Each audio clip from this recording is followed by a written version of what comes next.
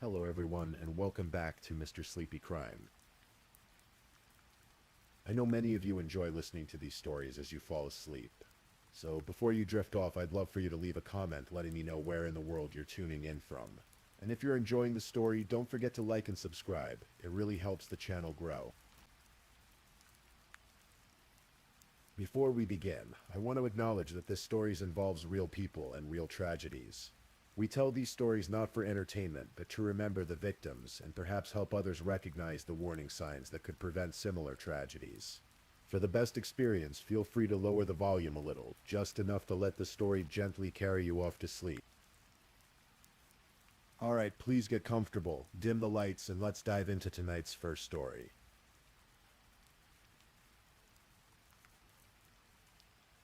Tonight we're going to explore a story that unfolded slowly over 4 years. A story of dreams and disillusionment, of love that turned complicated, and of a fatal night in Florida that left a family shattered. This is the story of Doug Benefield, a former Navy pilot who believed in second chances, and the woman he married after knowing her for only 13 days. Picture a warm summer evening in August of 2016 in Palm Beach, Florida. The presidential campaign was in full swing, and at a political gathering, two people met who seemed at first glance to have little in common. Doug Benefield was 54 years old, a widower, a former naval flight officer who had spent 3 years flying missions from San Diego before transitioning to work as a consultant for technology companies and defense contractors. He had a teenage daughter named Eva, who was 15 at the time. Just 9 months earlier, his wife Renee had died suddenly and unexpectedly from an undiagnosed heart condition. Eva had been the one to find her mother's body. The loss had devastated them both. Ashley Byers was 24 years old. She had trained as a ballerina with the Maryland Youth Ballet and had done some swimsuit modeling. That summer, she was working in the campaign office for Donald Trump in Sarasota, sometimes helping to energize crowds at rallies. She was graceful, beautiful, and full of ambitions for her future. She wanted to build something meaningful in the world of ballet. She wanted a family, she wanted love. When Doug and Ashley met at that gathering, something sparked between them immediately. Doug was captivated. Friends would later say he thought Ashley was the most beautiful, most amazing person he had ever met. For Ashley, Doug seemed loving, attentive, established. They both shared similar political views, a deep religious faith, and both even held concealed carry permits. There was, as one person observed, an instant connection over guns, God, and politics. 13 days later, they were married. The wedding took place in Charleston, South Carolina, Doug's hometown, at St. Michael's Episcopal Church. Very few people attended. Doug invited almost no one, not even his daughter Eva. One of Doug's closest friends, Trip Cormany, who happened to be an ordained Episcopal pastor, performed the ceremony. He wasn't entirely comfortable with the rushed decision, but he was loyal to his friend. Doug, deeply religious, wanted to marry Ashley before they became intimate. He believed in doing things the right way. For Eva, learning about the marriage was a shock. She was upstairs in their home when Doug called her down. She came downstairs to find her father and Ashley waiting to tell her something. Eva, still grieving her mother, tried to keep an open mind. She later recalled saying to her father that the only thing he would need to tell her about his relationship was if he had proposed. The moment those words left her mouth, Doug said, "We're married." It was a lot for a 15-year-old girl to process. Her mother had died less than a year before. Her father, who had been her rock through that devastating loss, had suddenly married a woman only 9 years older than Eva herself. But Eva wanted her father to be happy. If this kept him from being consumed by grief, she would try to accept it. Ashley moved into Doug's home in Mount Pleasant, just outside Charleston. She had a dream, a vision she had been carrying with her for years. She wanted to create a ballet company unlike any other, one that would celebrate diversity and inclusivity in an art form that had always been rigid about body types, heights, and appearances. She called it the American National Ballet. Doug, who friends joked couldn't spell ballet before he met Ashley, threw himself into making her dream a reality. When you love someone, you want to make them happy. Doug was determined to help Ashley build something extraordinary. Together, they began recruiting dancers from all over the country, promising them a revolutionary company that would welcome tall dancers, short dancers, dancers of different body types and ethnicities. It would be a home for those who had been told they didn't fit the traditional mold. But life at home was becoming complicated. Ashley tried to develop a motherly relationship with Eva, but Eva wasn't ready for that. She was still grieving her own mother, and the last thing she wanted was someone trying to replace her. Ashley meant well, perhaps, but the dynamic was awkward and painful. Eva felt like Ashley was taking away her best friend, her father, the one person who had promised her that everything would eventually be okay. The tension in the household grew, and then one day something happened that would foreshadow the darkness to come. During an argument about Eva, Doug lost his temper. He pulled out a gun, held it to his head, and threatened to blow his brains out in front of Ashley. Then he pulled the trigger. The bullet went into the ceiling of their kitchen. Doug's friend Trip Carmody would later recall Doug telling him about this incident. Doug was embarrassed, ashamed. He said it was the dumbest thing he had ever done in his life. And yet, despite this frightening display, Ashley didn't leave. 2 days later, Doug and Ashley held a formal wedding reception, as if nothing had happened. Ashley was also focused on another dream, becoming a mother. There was a problem, though. Doug had previously had a vasectomy, but because he loved Ashley and wanted to make her happy, he agreed to have the procedure reversed. For Eva, this felt like another betrayal. Her father had told her he wasn't planning on having more children. Now suddenly, he was starting over, building a new family. Eva felt like she was being replaced, just as her mother's memories seemed to be fading into the background. In the summer of 2017, Ashley became pregnant.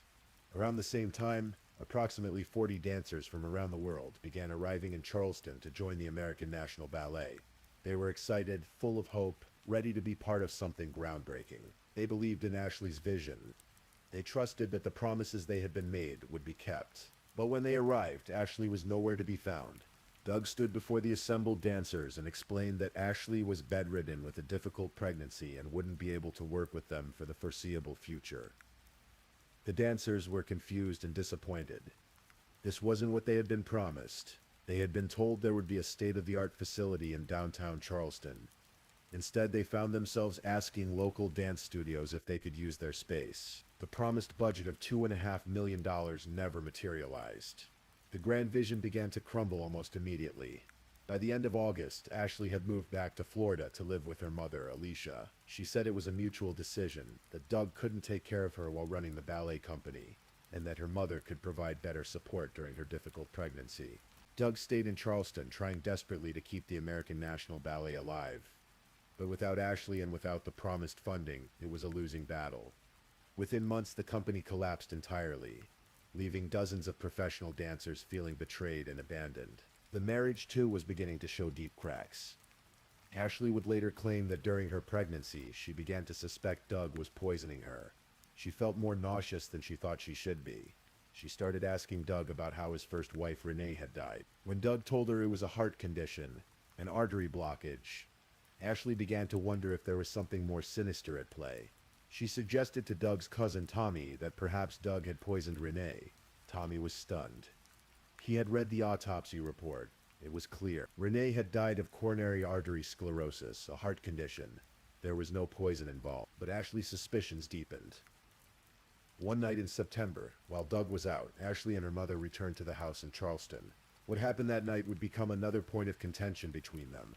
Another piece of a story that was growing darker and more tangled with each passing month. In March of 2018, 3 weeks before her due date, Ashley checked into a hospital in Florida. She told the medical staff that her husband had been poisoning her. Doctors performed an emergency cesarean section and delivered a healthy baby girl. Doug didn't even know his daughter had been born. Ashley named the baby Emerson. She left Doug's name off the birth certificate. She had decided, it seemed, that she wanted to be a single mother. She wanted to raise her child alone, without Doug in their lives. When Doug found out, he was devastated. He sent emails, pleading to be part of his daughter's life. begging Ashley to let him be a father to Emerson. But Ashley was firm. She believed Doug was dangerous, manipulative, controlling. She believed he had harmed her during her pregnancy, and she was determined to protect her child. Doug hired attorneys. Ashley filed for domestic violence protection, submitting lengthy documents to the court outlining her allegations. She claimed Doug was abusive, that he had been controlling and violent throughout their marriage. She accused him of trying to poison her and of having poisoned his first wife. She sought a restraining order that would prevent Doug from having any contact with Emerson. But when the case went before a judge, the judge was not convinced. The judge found that there was not a single scintilla of credible evidence to support Ashley's claims of poisoning. The domestic violence injunction was denied. The judge questioned Ashley's credibility. Despite the court's ruling, Ashley continued to fight. Over the following months and years, Doug and Ashley would be in and out of family court, battling over custody. They obtained a mutual restraining order in South Carolina, one that prevented them from contacting each other. Doug eventually filed for divorce.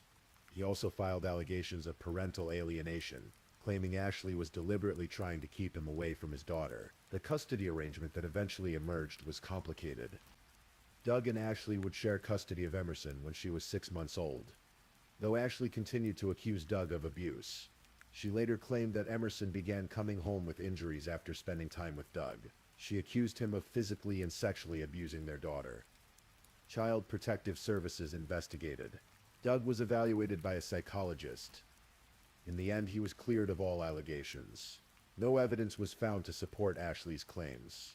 And yet, the battle continued.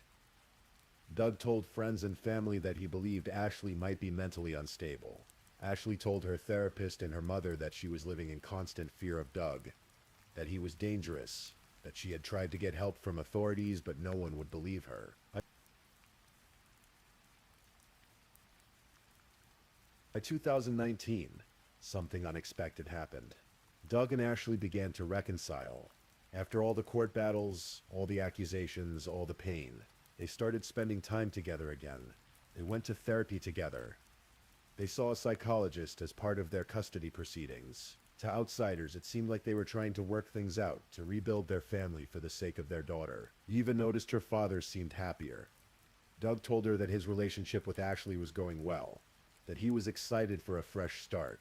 Friends held their breath, hoping that maybe somehow this reunion would work. But they also worried. Trip Cormany, Doug's close friend, knew better than to try to talk Doug out of it.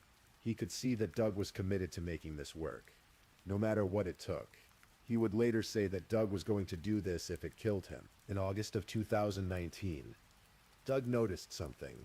When Ashley came to drop off Emerson, she was wearing what appeared to be an engagement ring. Doug's suspicions were aroused. He hired a private investigator who discovered that Ashley was seeing someone else. Doug felt betrayed all over again. He filed for divorce once more. Ashley, in turn, filed new allegations. She claimed Doug had physically and sexually abused Emerson. Doug vehemently denied the accusations. Child Protective Services investigated again and found no evidence. Eva, Doug's older daughter, was interviewed. The investigation concluded that the allegations were unfounded. And then in the summer of 2020, another twist. Despite the divorce filing, despite the ongoing custody battle, despite everything, Ashley and Doug decided to try again. They made plans to move together to Maryland, where Ashley had grown up. They would live separately, in different homes, but they would both be there for Emerson. It was a plan that seemed to some optimistic. To others it seemed impossible.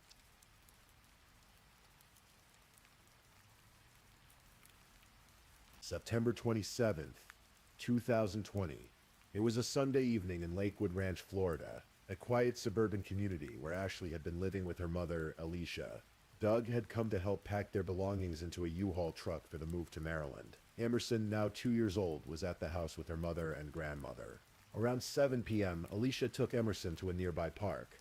This left Doug and Ashley alone in the house. What happened next is a matter of profound dispute. There were no witnesses. There was no video footage. There were only 2 people in that house, and only one of them would survive to tell the story. According to Ashley, an argument erupted between her and Doug. She would later testify in court that Doug became angry, that he struck her in the face, that he blocked her from leaving the room. She said she was terrified, that she grabbed her .45 caliber handgun, that she begged Doug to stop, to leave her alone. She claimed that Doug lunged at her, and in that moment, fearing for her life, she fired 2 shots. One hit Doug in the leg. The second, the fatal shot, entered the right side of his chest. The bullet traveled through his chest wall, hitting his right lung and causing catastrophic internal damage. Ashley ran, still holding the gun. She went to a neighbor's house. She told the neighbor that Doug had attacked her and that she had shot him in self-defense. The neighbor immediately called 911. When police and paramedics arrived, they found Doug still alive, but gravely injured. He was unable to speak. He was rushed to a nearby hospital, but the damage was too severe. Approximately 1 hour after being shot, Doug Benefield was pronounced dead. He was 58 years old.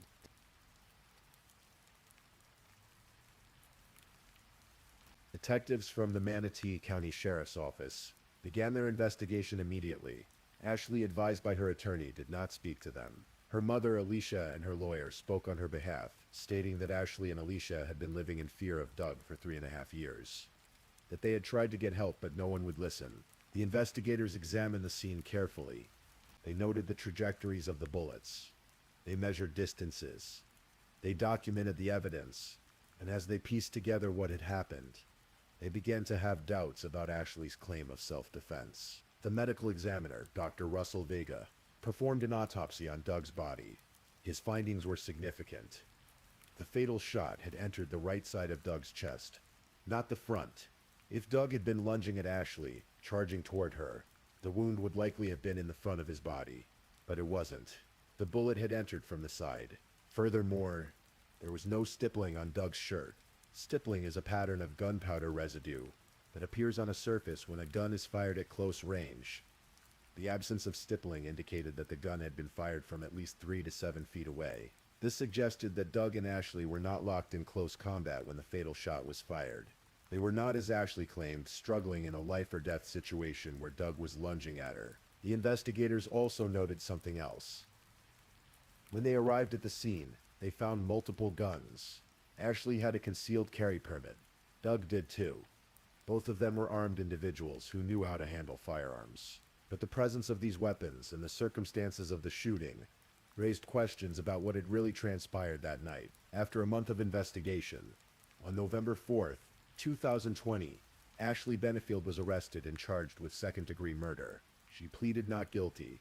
She posted a bond of $100,000 and was released from custody after 17 days in jail. For the next 4 years, the case would wind its way through the legal system, drawing national media attention and becoming known as the Black Swan case, a reference to the 2010 film about a tortured ballerina whose quest for perfection leads to mental instability. As the case developed, 2 starkly different narratives emerged. To the prosecution, this was a case about custody, about control, about a woman who had decided early in her pregnancy that she wanted to be a single mother and would stop at nothing to achieve that goal. Assistant State Attorney Suzanne O'Donnell argued that Ashley had fabricated the abuse allegations, that she had systematically worked to alienate Doug from his daughter, and that when all other avenues failed, when it became clear that Doug was not going to simply disappear from their lives, Ashley decided to eliminate him permanently. The prosecution pointed to the pattern of allegations over the years. Allegations that had been investigated and dismissed by judges, by Child Protective Services, by psychologists. They pointed to the fact that Ashley had left Doug's name off Emerson's birth certificate, that she had repeatedly sought restraining orders, that she had accused Doug of poisoning her and his first wife, despite a complete lack of evidence. They argued that the night of the shooting, Doug and Ashley were packing for a move that would have involved shared custody, and that Ashley saw this as her last chance to gain sole control over her daughter. To the defense, this was a case about domestic violence, about a woman trapped in an abusive relationship with a man who was 30 years her senior, a man who was controlling, manipulative, and violent. Defense attorney Neil Taylor argued that Ashley had repeatedly sought help from authorities, that she had filed complaint after complaint, but that no one had believed her. He pointed to the incident where Doug fired a gun into the ceiling, to the turbulent nature of their relationship, to the power imbalance between them. Taylor presented text messages between Ashley and Doug, messages that he said showed Doug's controlling behavior. He brought in Ashley's therapist, who testified that Ashley had been living in a state of constant fear, that she believed her life was in danger. He argued that on the night of the shooting, Doug had attacked Ashley, that she had defended herself, and that she should be acquitted. Ashley herself took the stand. In emotional testimony, she described her relationship with Doug as confusing, a back and forth between moments of love and moments of fear. She said she had tried to make the marriage work because she didn't want to fail, because she believed that if she just loved Doug enough, things would change. She testified that on the night of September 27th, Doug had struck her, that he had blocked her from leaving, that she had grabbed her gun and begged him to stop. She said that when Doug lunged at her, she fired in self-defense. She was scared to death. She thought he was going to kill her. But the prosecution challenged her account. O'Donnell argued that the physical evidence contradicted Ashley's story. The side-to-side trajectory of the bullet, the distance from which the gun was fired, the lack of any significant injuries on Ashley's body beyond what O'Donnell called superficial scratches. O'Donnell argued that Ashley had shot Doug, not because she was in imminent danger, but because she had finally found a way to get what she wanted, sole custody of Emerson. Doug's family also spoke out. His daughter Eva, now in her early 20s, testified about her father's character. She said Doug was kind to a fault, smart, strong, generous. She said his generosity was what got him killed. Doug's brother David and his cousin Tommy also testified, describing Doug as a loving partner to Ashley, someone who had bent over backwards to try to make the relationship work. They rejected Ashley's characterization of Doug as abusive. They believed Ashley was the one who had been manipulating and controlling Doug, not the other way around. The trial began in late July of 2024 at the Manatee County Judicial Center in Bradenton, Florida. It lasted 6 days. Both sides presented their evidence, their witnesses, their theories of what had happened. The jury listened to testimony from Eva, from Doug's friends and family, from Ashley's therapist, from the medical examiner, from detectives and investigators. They saw photos of the scene. They heard recordings of the 911 call. They examined the text messages between Doug and Ashley. On the evening of July 30th, after hours of deliberation, the jury returned with a verdict. Ashley Benefield was found not guilty of second-degree murder, but she was found guilty of the lesser charge of manslaughter with a firearm. When the verdict was announced, the judge immediately revoked Ashley's bond. She was taken into custody by the Manatee County Sheriff's Office. Outside the courthouse, reactions were mixed. Doug's family expressed relief that Ashley had been held accountable, though they were disappointed she hadn't been convicted of murder. Eva said she felt justice had been served. She believed her father was the victim, not Ashley. Ashley's supporters, including her mother Alicia and her young daughter Emerson, had been holding vigils outside the courthouse throughout the trial. They maintained that Ashley had acted in self-defense, that she had been a victim of abuse, and that the verdict was unjust. The case attracted significant attention on social media. Eva, who had a large following on TikTok, posted videos about the trial, sharing her perspective and her grief. Some people believed Ashley, others believed Doug's family. The case became in many ways a flashpoint for larger debates about domestic violence, about self-defense, about who gets believed and who doesn't.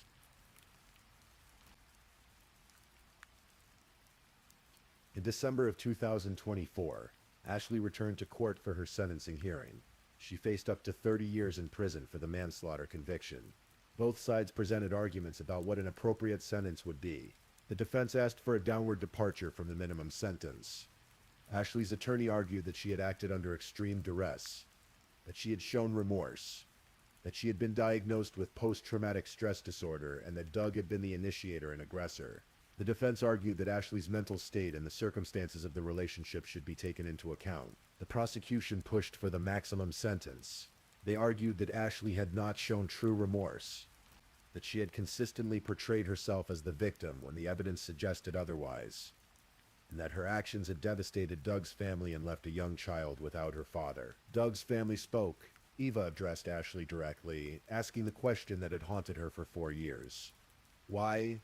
Doug's brother David said he forgave Ashley, but that she had caused him the greatest loss he had ever experienced. Tommy spoke about the pain the family had endured, about the daughter Doug would never see grow up. Judge Matthew White considered all the arguments. He acknowledged that both sides were viewing the case through very different lenses. He found that some but not all of the defense's arguments for a reduced sentence had been proven. He noted the complexity of the case, the conflicting accounts, the difficulty of determining the truth when there were no witnesses to the fatal encounter. In the end, Judge White sentenced Ashley Benefield to 20 years in prison, followed by 10 years of probation. Ashley has 30 days to appeal the sentence. As of now, she remains in custody, serving her time for the death of Doug Benefield. The story of Doug and Ashley Benefield raises profound questions that have no easy answers. Was this a case of domestic violence, where a woman finally fought back against an abuser who had tormented her for years? Or was it a case of manipulation and murder, where a woman systematically worked to eliminate the father of her child? The truth, perhaps, lies somewhere in the complexity of their relationship. Relationships are rarely simple. People are capable of both love and harm. Doug Benefield was, by many accounts, a devoted father, a generous friend, a man who believed in second chances, and in the power of love to redeem difficult situations.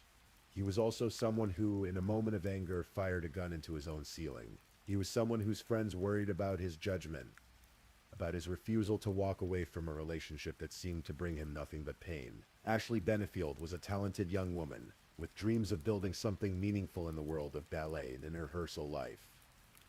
She was also someone whose allegations of abuse were repeatedly investigated and found to lack credible evidence. She was someone who, whether out of genuine fear or calculated manipulation, worked tirelessly to keep Doug away from his daughter.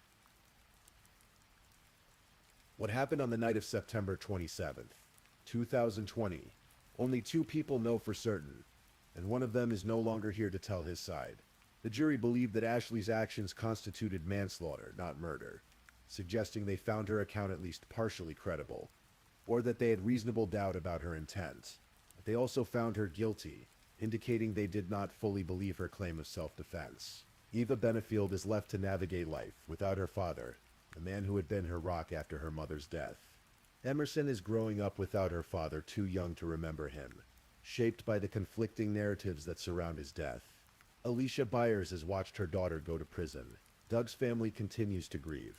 The American National Ballet, that dream of an inclusive, revolutionary dance company, collapsed within months of its founding, leaving behind only disappointment and broken promises. Doug's hopes for a second marriage, for a new family, for happiness after the loss of his first wife, ended in tragedy. And so we close this story, not with neat resolution, but with the messy reality of human lives entangled in ways that led to an irreversible moment. A moment where, in a quiet house in Florida, two people faced each other, and one made a decision that ended a life and changed so many others forever. If this is your first time listening to one of our true crime stories, welcome to Mr. Sleepy Crime, where we explore these cases in a calm and respectful way. I also want to take a moment to appreciate my amazing subscribers who've been rocking with me. Thank you so much for your continued support. If you're still awake and listening, don't forget to drop a comment. Let me know where you're tuning in from and the current time in your corner of the world. Or just say something to let me know you're still here. And if you haven't already, be sure to like this video and subscribe so you don't miss our next true crime stories for sleep. Now let's move on to our second story.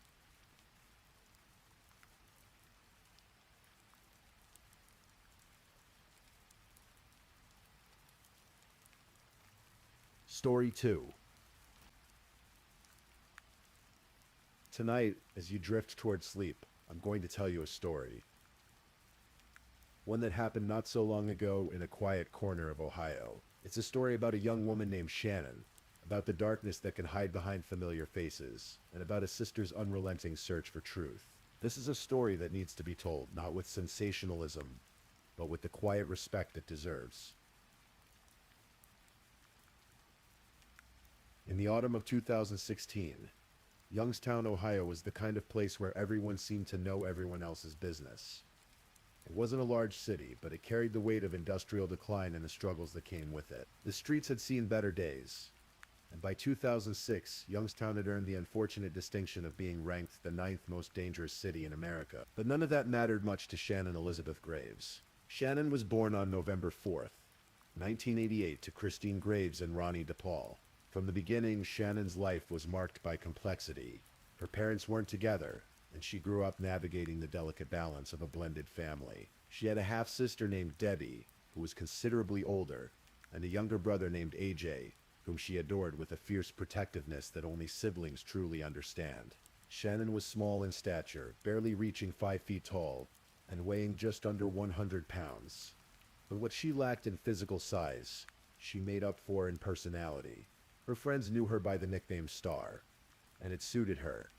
She had long dark hair that cascaded past her shoulders, warm brown eyes that seemed to take in everything around her, and a smile that could light up even the darkest Ohio winter day. Those who knew Shannon described her as someone with a heart of gold. She was the kind of person who would drop everything to help a friend in need. She never went anywhere without her cell phone, always making sure she was reachable, always there when someone needed her. She loved animals, particularly her pit bull pup, Molly, who became her constant companion and confidant. In 2016, Shannon achieved something she was particularly proud of. She completed her training at Raphael's School of Beauty in Boardman and earned her cosmetology license. It represented a new beginning, a chance to build something stable in an often unstable life. Shannon was excited about starting a career in the beauty industry, about having something that was truly hers. But Shannon's life wasn't without its shadows. Like many young people in Youngstown, she found herself drawn to what some might call a rough crowd. She hung out with people who lived on society's edges, people who dealt in substances that existed outside the law, people whose lives were complicated and sometimes dangerous. Her half-sister Debbie, who had practically raised Shannon like a daughter, watched with concern as Shannon made choices that worried her. But Shannon was her own person, living her own life, making her own decisions. And in April of 2016, Shannon made a decision that would ultimately seal her fate. She met a man named Arturo Novoa. Arturo Novoa was 31 years old when he entered Shannon's life. He was a small-time drug dealer, the kind of person who operated in the shadows of Youngstown's struggling neighborhoods, selling marijuana and other substances to make ends meet. He went by various names, sometimes calling himself Anthony Gonzalez, a detail that should have been a red flag from the start. But Shannon saw something in him. Perhaps it was the thrill of danger, or perhaps she believed she could be the one to change him. Whatever the reason, their relationship moved quickly. By September of 2016, just 5 months after they met, Shannon and Arturo moved in together in a home on Mahoning Avenue in Youngstown. From the outside, it might have looked like a fresh start, but behind closed doors, the relationship was anything but healthy. Those who knew Shannon during this time witnessed something that terrified them. Arturo was physically violent toward her. The relationship was tumultuous, marked by screaming arguments that neighbors could hear through thin walls, by bruises that Shannon tried to hide under long sleeves, by a pattern of abuse that grew worse with each passing week. Shannon's friends begged her to leave. Debbie pleaded with her to come home, to get away from this man who was hurting her.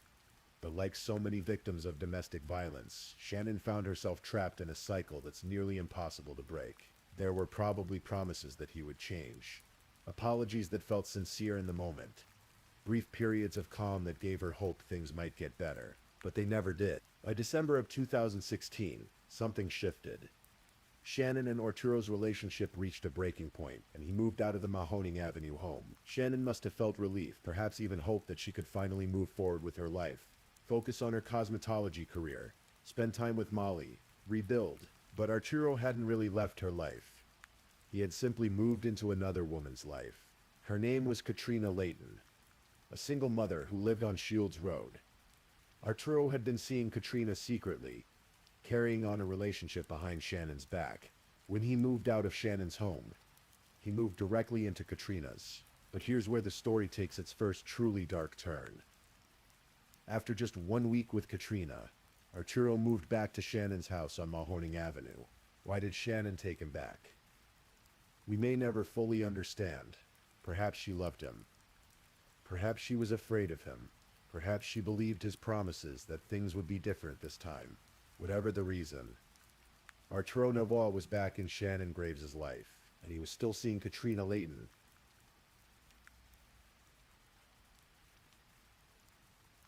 February 24th, 2017 was a Friday. Winter still held Youngstown in its gray grip. It was the kind of day where darkness came early, where people hurried home from work wanting nothing more than to escape the cold. For Shannon Graves, it would be the last day of her life. What happened in that house on Mahoning Avenue has been pieced together through court testimony, forensic evidence, and the confessions of those involved.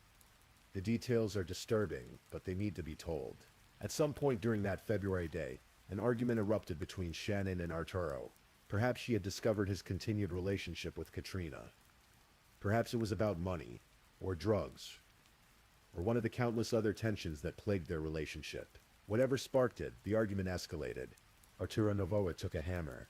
In the bedroom they once shared, in the home where Shannon should have felt safe, he struck her, again and again. Shannon Graves, 28 years old, bright and kind and full of dreams about her future in cosmetology, was beaten to death with a hammer by the man she had taken back into her life. But the horror didn't end with Shannon's death. In fact, in many ways, it was only beginning. After killing Shannon, Arturo did what guilty people do. He panicked. He needed help, and he knew exactly who to call. Katrina Layton answered her phone that February evening. We can only imagine what Arturo told her, how he explained what he had done. But whatever he said, Katrina made a choice. Instead of calling the police, instead of seeking help for Shannon, Katrina chose to help Arturo cover up his crime. What followed was a grotesque attempt to hide what had happened. A series of actions so disturbing that the prosecutor who later handled the case would describe it as containing the most gruesome and horrific details in Mahoning County crime history. Arturo began by shaving Shannon's head, attempting to make identification more difficult. Then, together with Katrina, he wrapped Shannon's body in several black garbage bags. They placed her in the trunk of his car and drove through the dark Youngstown streets to Katrina Layton's home.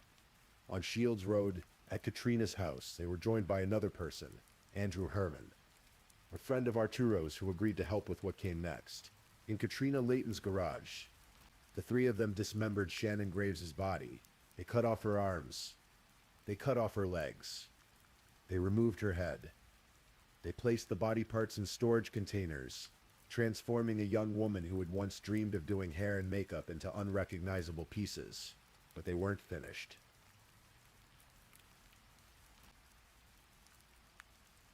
Between February 24th and mid-March, Arturo, Katrina, and Andrew engaged in an elaborate and increasingly desperate attempt to destroy evidence of what they had done. Arturo had a friend who lived on Sherwood Avenue. On March 1st, just days after Shannon's murder, Arturo asked this friend if he could have a bonfire at his house. The friend, having no idea what Arturo was really planning, agreed. That evening, Arturo and Katrina brought bags and totes to the Sherwood Avenue address. In a growing fire, they burned Shannon's belongings. Her clothes, her papers, her identification, her long dark hair that Arturo had shaved from her head, a bracelet that said Shannon on it. The fire grew so large that neighbors became concerned. At one point, it was big enough that the fire department was called to investigate. Imagine firefighters arriving to put out what they thought was an out-of-control bonfire, having no idea they were actually looking at evidence of murder being destroyed in flames. The next day, the residents of the Sherwood Avenue house walked out to where the fire had been. They'd seen Arturo and Katrina pulling items from bags and totes and throwing them into the flames, and something about it had seemed strange. When they looked through the ashes, they found that bracelet, the one that said Shannon on it. Concerned, they scooped up the ashes from the fire pit and placed them in a laundry basket. They didn't know it yet, but they had just preserved crucial evidence. Meanwhile, back at the homes, Arturo and Katrina were dealing with Shannon's remains. On March 11th, they placed an order at Walmart for 12 gallons of sulfuric acid. But they were paranoid about being identified, so they placed the order under the name Chicken Man instead of using real names. When they went to pick up the acid, the Walmart employee refused to hand it over without seeing identification. It was store policy. So Katrina Layton showed her ID and used her own credit card to purchase 12 gallons of sulfuric acid. Think about that for a moment. A Walmart employee, probably working a minimum wage job, probably thinking about what to make for dinner that night, had no idea she was selling acid that would be used to dissolve parts of a murdered woman's body. Arturo and Katrina took the acid back to the Mahoning Avenue address. They poured it into the storage container holding Shannon's torso and head. The acid worked. After a fashion, it dissolved most of Shannon's torso and head. But not completely. Portions of her skull remained, along with some teeth. These remains, along with Shannon's arms and legs, were placed in a freezer in Shannon's own home. The same home where she had lived, where she had cared for Molly, where she had probably looked forward to starting her new career. And then something even more disturbing happened. Katrina Layton moved into Shannon's apartment. She slept in Shannon's bed. She used Shannon's phone. She spent money on Shannon's credit cards. She cared for Shannon's beloved dog, Molly. For the next several months, Katrina Layton essentially assumed Shannon Graves' identity, living her life as if Shannon had simply ceased to exist. Because in a way, that's exactly what Arturo and Katrina wanted everyone to believe.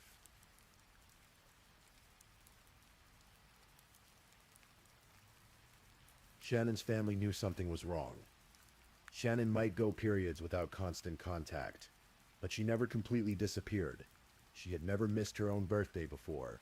She had never missed Easter. By June 22nd, 2017, Shannon's half-sister Debbie DePaul had reached her limit. Something was deeply wrong.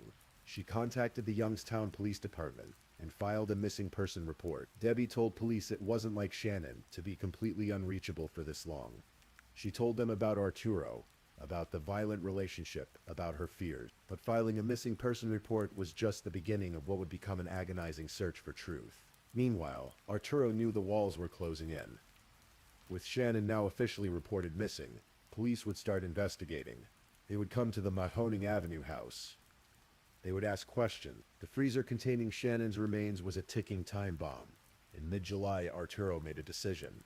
He purchased a second freezer and transferred Shannon's remains into it. Then he needed somewhere to store this freezer, somewhere away from the Mahoning Avenue address where police might come looking. He reached out to an acquaintance, a man named Kenneth Eschenbaugh. Arturo told Kenneth a simple lie. His electricity had been cut off at home, and he needed a favor. Could he store a freezer in Kenneth's basement just temporarily until he could get his power back on? Kenneth Eschenbaugh and his wife lived in Campbell, small community adjacent to Youngstown. They were good people, the kind of neighbors who help when someone's in need. They agreed to let Arturo bring the freezer to their basement. The freezer arrived. It was locked, but that wasn't particularly unusual. Lots of people lock their freezers. The Eschenbaughs thought nothing of it. Days passed. Maybe a week. Then one evening, Kenneth's wife decided to make spaghetti for dinner. She needed ground meat, and she remembered the freezer in the basement. She knew it was Arturo's, but surely he wouldn't mind if she just borrowed a pound of ground beef. She could replace it later. She went down to the basement. She approached the locked freezer. It took some effort, but she managed to get it open. What she found inside wasn't ground beef. Wrapped in black garbage bags, frozen solid in the Campbell basement, were the dismembered remains of Shannon Elizabeth Graves.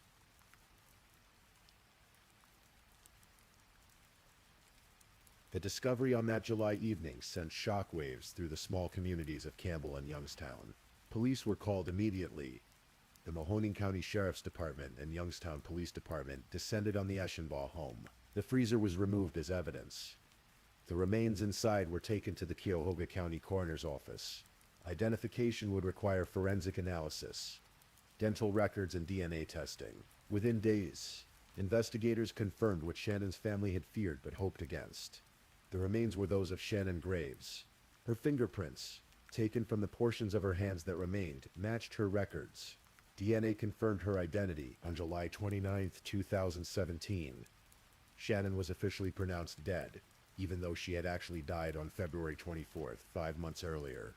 Arturo Novoa and Katrina Layton were arrested quickly. Both were charged with aggravated murder, tampering with evidence, and abuse of a corpse. Bond was set at $1 million for each of them. Andrew Herman, who had helped dismember Shannon's body, was also arrested and charged. His girlfriend, Michelle Eilenfeld, was later arrested for lying to the grand jury and attempting to intimidate a witness who was cooperating with police. But the investigation was far from straightforward. Initially, Katrina Layton struck a deal. She would testify against Arturo in exchange for having her murder charges dropped. She pleaded guilty to lesser charges, abuse of a corpse and obstruction of justice. Shannon's family was outraged. Debbie DePaul and her father Ronnie felt betrayed by the justice system. They hadn't been notified of the plea negotiations. They hadn't been consulted about whether Katrina should be allowed to escape murder charges. According to Marzi's law, which guarantees certain rights to crime victims' families, they should have been informed of every step of the proceedings. But the prosecutors had made their decision. Katrina's testimony would be crucial in securing a conviction against Arturo Novoa. Except Katrina didn't hold up her end of the bargain. When prosecutors prepared for trial, they discovered that Katrina had lied to investigators. Her testimony was unreliable. The plea agreement had been based on false statements. Prosecutors filed a motion to vacate Katrina's plea and sentencing agreement. Instead of walking away with reduced charges, Katrina would face serious consequences after all.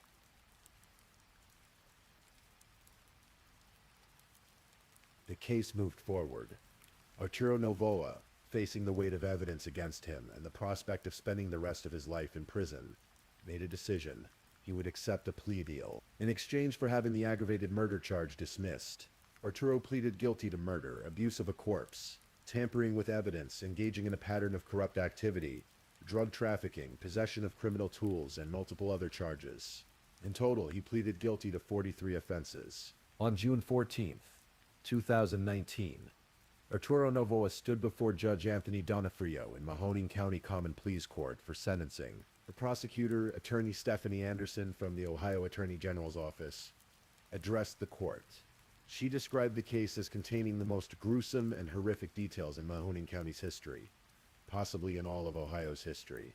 She detailed how Arturo had killed Shannon, dismembered her body, attempted to dissolve her in acid, burned her belongings, and moved her remains multiple times over months to avoid detection. Judge Donofrio listened to all the evidence. Then he looked at Arturo Novoa and spoke words that captured the horror of what had been done. Your planning, scheming, and actions in this case have shocked the conscience of the community, the judge said. Your actions were inhumane, cruel, sadistic, and barbaric. Arturo Novoa was sentenced to 48 years to life in prison. Given his age at sentencing, it meant he would likely die in prison. Katrina Layton, after her plea agreement fell apart, was ultimately sentenced to 18 years in prison for her role in the murder, dismemberment, and cover-up. She was later released to a correctional facility where she is expected to remain until 2036. Andrew Herman pleaded guilty to charges related to helping dismember Shannon's body and was sentenced to prison time. Michelle Einfeld was sentenced for her obstruction efforts. But even with all these convictions, something crucial remained unresolved. Not all of Shannon's remains had been found. Her complete body had never been recovered. Portions of her had been dissolved in acid.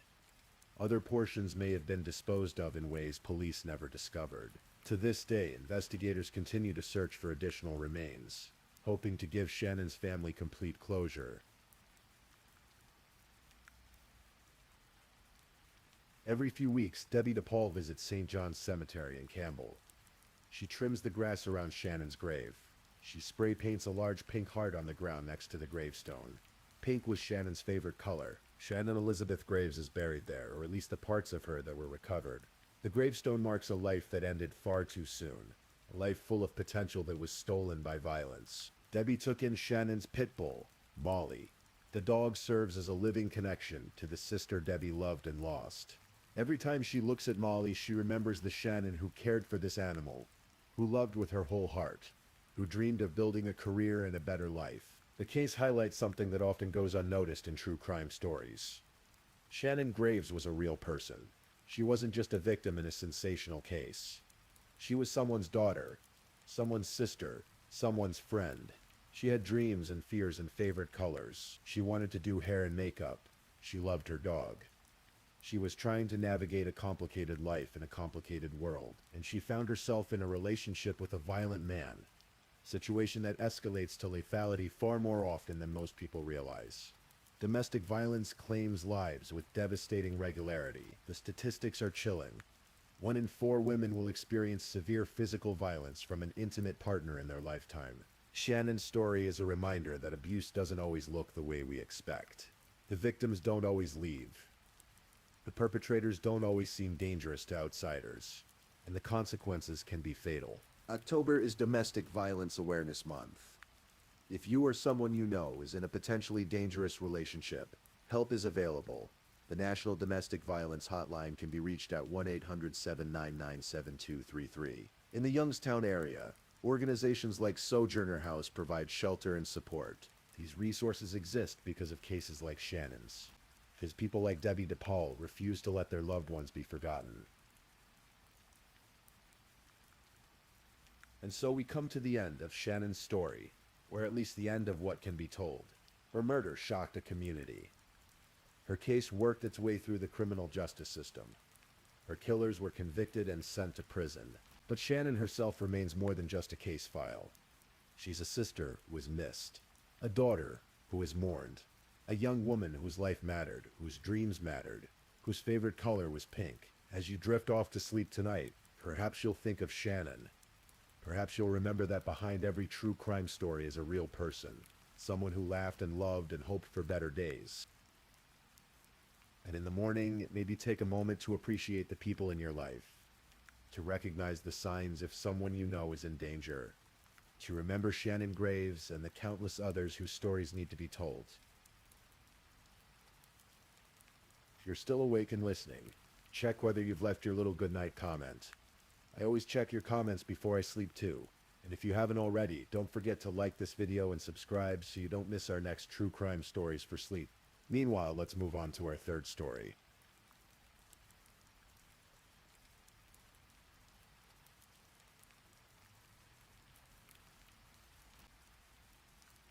Story 3. Tonight, we'll explore a tale of love, ambition, betrayal, and the slow, insidious nature of evil hidden behind a perfect facade. There are some stories that haunt us not because they're loud or sudden, but because they unfold like poison seeping slowly through the cracks of what seems perfect. The murder of Eric Miller is one such story. It takes place in the year 2000, in a city known for research and innovation, where brilliant minds gather to solve the world's most pressing problems. This is a story about a young man who dedicated his life to finding cures for dying children, a story about a marriage that looked perfect from the outside, and a story about how sometimes the people we trust most are capable of unimaginable cruelty. So relax your shoulders and let me take you back to Raleigh, North Carolina, where autumn leaves were falling, and where life was quietly, methodically being stolen away. Eric Dwayne Miller was born on April 3rd, 1970 in Newcastle, Indiana. He grew up in Cambridge City, a small town where everyone knew everyone, and where a boy with a bright smile and an even brighter mind could make his mark early. From his earliest days, Eric stood out. In high school, he served as class vice president for 4 consecutive years. He played tennis with dedication and precision. He was a member of the National Honor Society. Teachers would later remember him as unfailingly polite, endlessly curious, and possessed of a kindness that seemed almost old-fashioned in its sincerity. When it came time for college, Eric chose Purdue University. There in the laboratories and lecture halls, he found his calling in biochemistry. The microscopic world of cells and molecules fascinated him. He was methodical, patient, and driven by a desire to make a real difference in the world. It was in a science class at Purdue that Eric met Ann Breyer. She was tall, blonde, intelligent, and ambitious. Friends and family would later describe the couple as looking like Ken and Barbie, the all-American dream. Eric's sister, Leanne, could tell immediately that this relationship was different from Eric's previous romances. There was something in the way he looked at Anne, something deeper. Anne's college roommate, Renee, remembered the Valentine's Day when Eric proposed. It was, she said, the happiest time of Anne's life. She was marrying the man of her dreams. On February 27th, 1993, Eric and Anne were married. He was 22. She was 22. They had their whole lives ahead of them, or so it seemed. After graduating from Purdue in 1992 with his undergraduate degree, Eric continued his education. He was accepted into the doctoral program in biochemistry at North Carolina State University in Raleigh. The couple moved south, leaving behind the familiar landscapes of Indiana for the tree-lined streets of North Carolina's Research Triangle. Anne found work as a research scientist at GlaxoSmithKline, one of the world's largest pharmaceutical companies. She was surrounded by state-of-the-art laboratories, brilliant colleagues, and the promise of a lucrative career. Eric, meanwhile, pursued his doctorate with single-minded devotion. In December of 1998, at the age of 28, he earned his PhD in biochemistry. But instead of accepting the high-paying positions that pharmaceutical companies dangled before him, positions that would have brought six-figure salaries and comfortable suburban lives, Eric made a different choice. He accepted a postdoctoral fellowship at the Lineberger Comprehensive Cancer Center at the University of North Carolina at Chapel Hill. His focus was pediatric AIDS research. He was working to save the lives of children born with HIV, children who had no control over their diagnosis, children who deserved a fighting chance. It wasn't glamorous work, it wasn't lucrative, but it was meaningful, and for Eric Miller, that was worth more than money. The couple bought a house in Raleigh. Eric was over the moon when their daughter Claire was born. He told his mother Doris something she would never forget. Looking at his infant daughter, he said, "Mom, you always told me how much you loved me, but I never knew how much you loved me until I had Claire." Eric was an active member of St. Francis of Assisi Catholic Church in Raleigh. He served as a coordinator for the Eucharistic ministry. He and Anne even volunteered as marriage counselors at their church, helping other couples navigate the challenges of married life. To everyone who knew them, Eric and Anne Miller were living proof that hard work, faith, and love could build a beautiful life. They were the couple everyone admired, the couple everyone wanted to be, but behind closed doors, cracks were forming in the foundation. Cracks that no one could see. Cracks that would soon split wide open. Anne Miller had always wanted more, while Eric was content with his modest salary and his meaningful work. Anne craved a certain lifestyle. She wanted nice things, she wanted adventure, she wanted excitement. At GlaxoSmithKline, Anne worked alongside hundreds of scientists and researchers. Among them was a man named Darrell Willard. He was 37 years old, married to a woman named Yvette, and by all accounts he was good at his job. Respected, reliable, but Darrell Willard was going through what many would call a midlife crisis. As he approached 40, he found himself taking stock of his life, questioning his choices, wondering if this was all there was. He was vulnerable. And Anne Miller, it seems, recognized that vulnerability.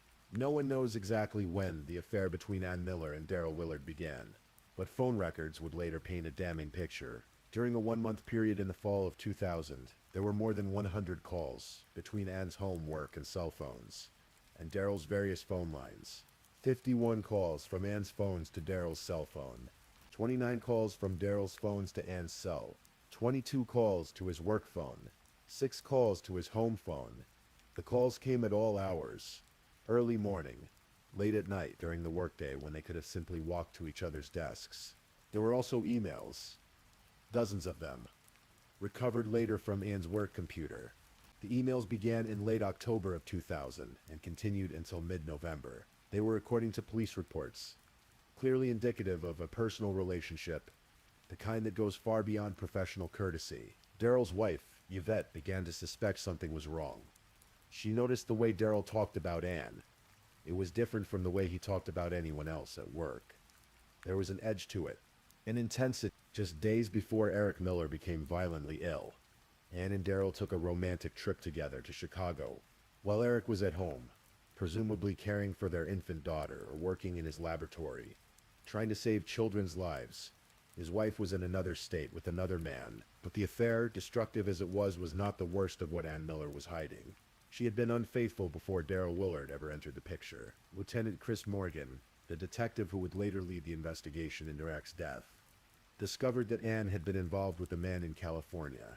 She had paid for cross-country flights to meet him. She had arranged rendezvous at lavish hotels in New York and on the Outer Banks. She spent money they didn't have to maintain a secret life that Eric knew nothing about. Anne Miller, it seemed, was living a double life. Triple if you counted the facade she maintained at church, where she and Eric counseled other couples on how to maintain healthy marriages. The question that would haunt investigators for years was simple but terrible. When did Anne Miller decide that an affair wasn't enough? When did she decide that the only way to have the life she wanted was to end the life of the man who loved her?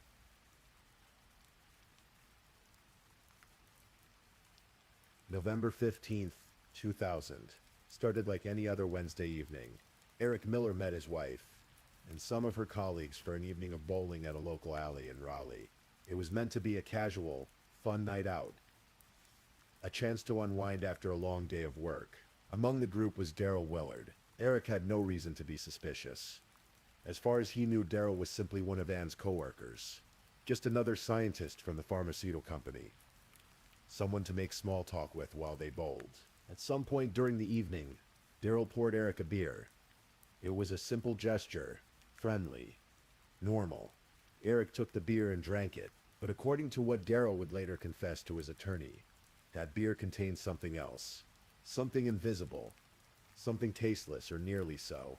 Eric complained that the beer tasted bitter, but he drank it anyway. Arsenic. Approximately 30 minutes after Eric arrived at the bowling alley, he became violently ill.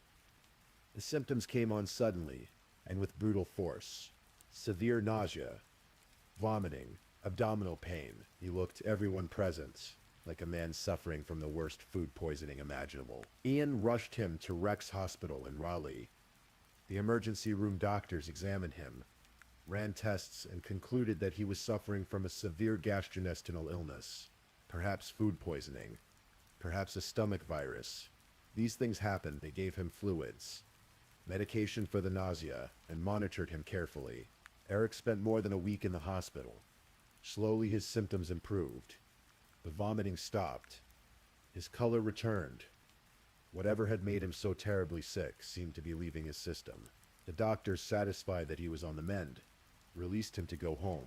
But what the doctors didn't know, what they had no reason to test for, was that Eric Miller had been poisoned with arsenic, and the person who poisoned him was about to do it again. Arsenic is an element, a metalloid that exists naturally in the Earth's crust.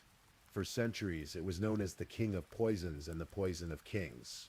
It was favored by murderers because it was difficult to detect, because its symptoms mimicked common illnesses, and because death from arsenic poisoning could easily be attributed to natural causes. In small doses, arsenic causes gastrointestinal distress, weakness, confusion. In larger doses, it attacks the organs, causes seizures, coma, and death. The truly insidious thing about arsenic is that it can be administered over time, allowing the poisoner to watch their victim slowly deteriorate while maintaining plausible deniability. At GlaxoSmithKline, both Ann Miller and Daryl Willard had access to arsenic compounds.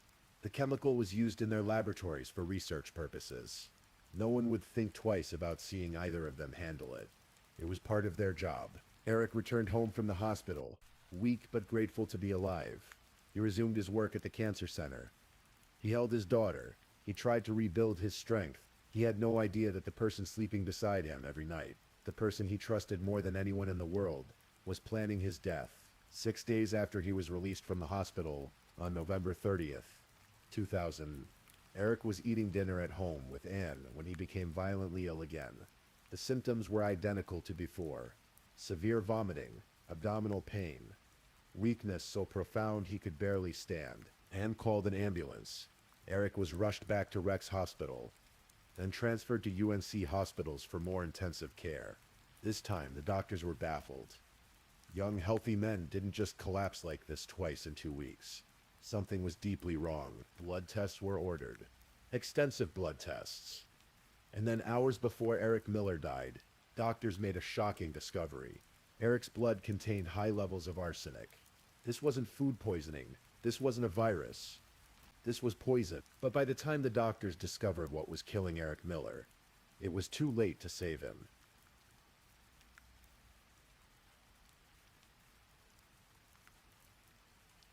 On December 2nd, 2000, at the age of 30, Eric Miller died of cardiac arrest brought on by arsenic poisoning.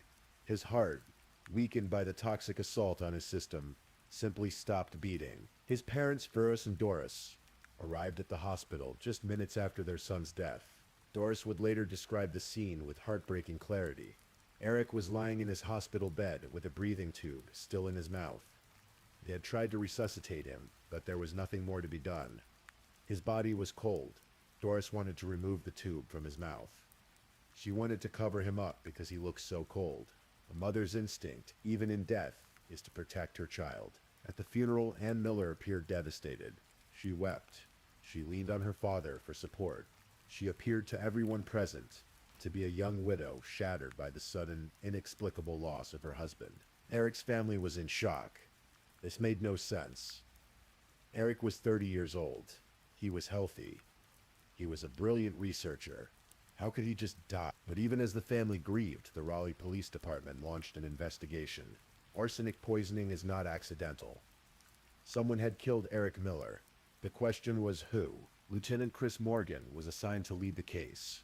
He was a veteran homicide investigator, approaching retirement age, and the Eric Miller case would become an obsession that would define the final years of his career. Morgan's first thought was that perhaps Eric had been poisoned accidentally at his laboratory. Raleigh was known as the research capital of the nation, home to more than 100 laboratories. Perhaps there had been contamination, an accident. But when police examined Eric's workplace at the Lineberger Cancer Center, they found no arsenic. None. His laboratory was clean. Then the autopsy report came back, and it revealed something even more shocking than the arsenic poisoning itself. The medical examiner, Dr. Tom Clark, found arsenic in samples of Eric's hair, and not recent arsenic. The hair samples showed that Eric had been exposed to arsenic 4 months before that night at the bowling alley. 4 months before he ever went bowling with Daryl Willard. Months before anyone believed Ann and Daryl's affair had even begun. Dr. Clark was almost certain that Eric had received multiple doses of arsenic over a period of months, and the final fatal dose had likely been administered while Eric was in the hospital during his second admission. Let that sink in for a moment. Someone had walked into Eric Miller's hospital room while he lay weak and vulnerable, while nurses bustled in the hallway, while family members sat in waiting rooms praying for his recovery, and they had given him a lethal dose of poison. As Lieutenant Morgan pieced together the timeline, one terrifying truth became clear. Arsenic is not the kind of poison you can administer from a distance. The poisoner has to be close to the victim. Close enough to put the arsenic in food or drink. Close enough to inject it into an IV line. Close enough to watch them die. In terms of possible suspects, that left only one person. Ann Miller. Detective Deborah Regenton was sent to search the Miller home. She and her team collected samples of everything. Every bottle of shampoo, every conditioner, every bar of soap, every fluid in the refrigerator, every cleaning product under the sink. If it was liquid, if it could conceivably contain arsenic, they took a sample. They found nothing. But phone records and computer forensics were beginning to tell a very different story. The affair between Ann and Daryl Willard was now obvious. More than 100 phone calls in a single month. Emails that clearly showed a romantic relationship. A trip to Chicago just days before Eric became ill. On January 21st, 2001, the police made their move. They went to Ann's house on Claire's first birthday. They wanted to confront her about the affair. They wanted answers. Lieutenant Morgan knocked on the door. Ann's father answered, and Ann appeared behind him. She looked, according to Morgan, very weak. Her father was holding her up. She appeared to be on the verge of collapse. Morgan looked at her, and in that moment, he later said he saw pure evil. It wasn't something he could explain rationally. It was instinct. Years of looking into the eyes of killers had taught him to recognize it. And he recognized it in Ann Miller. But having a gut feeling and having evidence are two very different things. Morgan needed proof. He needed something concrete that would tie Ann to her husband's murder. The same day police confronted Ann, they also went to Daryl Willard's home to question him. Daryl had been avoiding police. He hadn't returned calls. He hadn't given an interview. When Morgan arrived at his house, Daryl came to the door, and Morgan saw a man experiencing what he could only describe as total defeat. Morgan said to Daryl, "I think you've been used by a woman." Daryl looked up with resignation on his face and replied, "Yeah, and she's done a very good job of it." Then Daryl said he couldn't talk anymore. He needed to call his attorney. He sat in the back of Morgan's police car and made the call while Morgan stood outside, wishing desperately that he could hear the conversation. He was certain Daryl knew who killed Eric Miller. He was the key to solving the case. But 24 hours later, everything changed.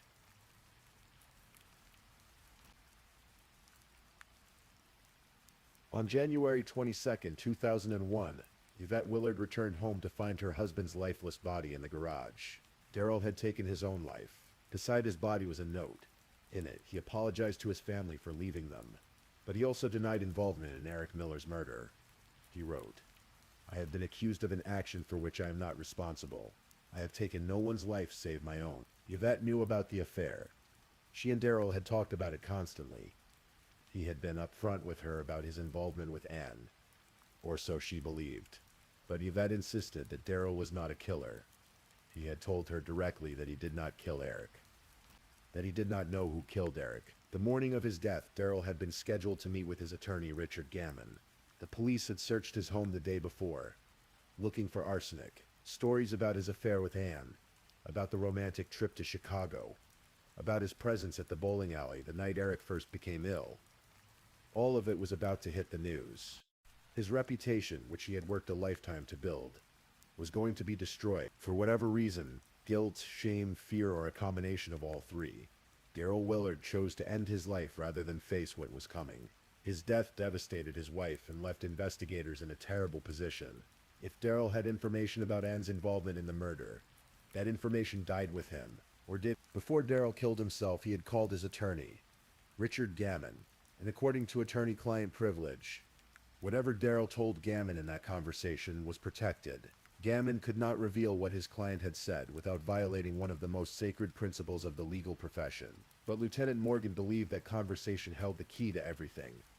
He believed Daryl had confessed to Gammon, had told him exactly what Anne had done, and Morgan was determined to find a way to access that information, even if it meant going all the way to the state's highest court. Eric's body had been cremated at Anne's insistence, despite his parents' wishes to bury him in Indiana. In retrospect, that decision seemed calculated. Cremation destroys evidence. It makes further forensic analysis impossible. Anne hired two of North Carolina's top criminal defense attorneys and refused to speak with police or with Eric's family. The case went cold. Months passed, then years. The investigation into Eric Miller's death became something of a waiting game. Without Daryl Willard's testimony, without a confession from Anne, Lieutenant Morgan was stuck. He had phone records showing an affair. He had evidence of arsenic in Eric's system. He had a timeline that showed Eric had been poisoned over a period of months. But he didn't have the one thing he needed most: proof that Anne Miller had administered the poison. The North Carolina legal system became embroiled in a precedent-setting debate over attorney-client privilege. Could a dead man's attorney be forced to reveal what that man had told him in confidence? Under what circumstances, if any, did the public's interest in solving a murder outweigh an individual's right to confidential legal counsel? Yvette Willard, Daryl's widow, took an unusual position. She wanted attorney Richard Gammon to reveal what her husband had told him. She believed it was the only way Daryl could speak up on his own behalf. The only way to clear his name if he was innocent, or to reveal the truth if he wasn't. The case wound its way through the courts. Lower courts heard arguments. Appeals were filed. Legal scholars debated the implications. If attorney-client privilege could be breached in this case, what did that mean for the entire legal system? Meanwhile, Anne Miller moved on with her life in a way that seemed shocking to those who had known Eric. In November of 2003, just 3 years after Eric's death, Anne married Paul Martin Kantz, a Christian rock guitarist she had met in Wilmington, where she had moved with her daughter Claire.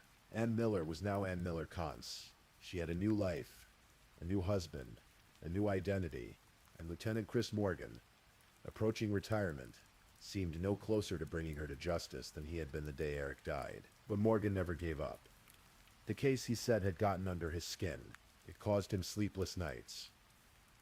Other detectives might have moved on, might have accepted that some cases go unsolved, but not Chris Morgan. He was obsessed with getting justice for Eric Miller. And then in the spring of 2004, the North Carolina Supreme Court made a landmark ruling. In a decision that stunned legal experts across the state, the court ruled that attorney Richard Gammon must reveal what Daryl Willard had told him about Anne Miller's role in Eric Miller's murder. The court found that the need for justice in a murder case outweighed the usual protections of attorney-client privilege, especially when the client was deceased and could not assert the privilege himself. Gammon, who had fought against revealing the information, was now compelled by the highest court in the state to disclose what he knew, and what he revealed changed everything.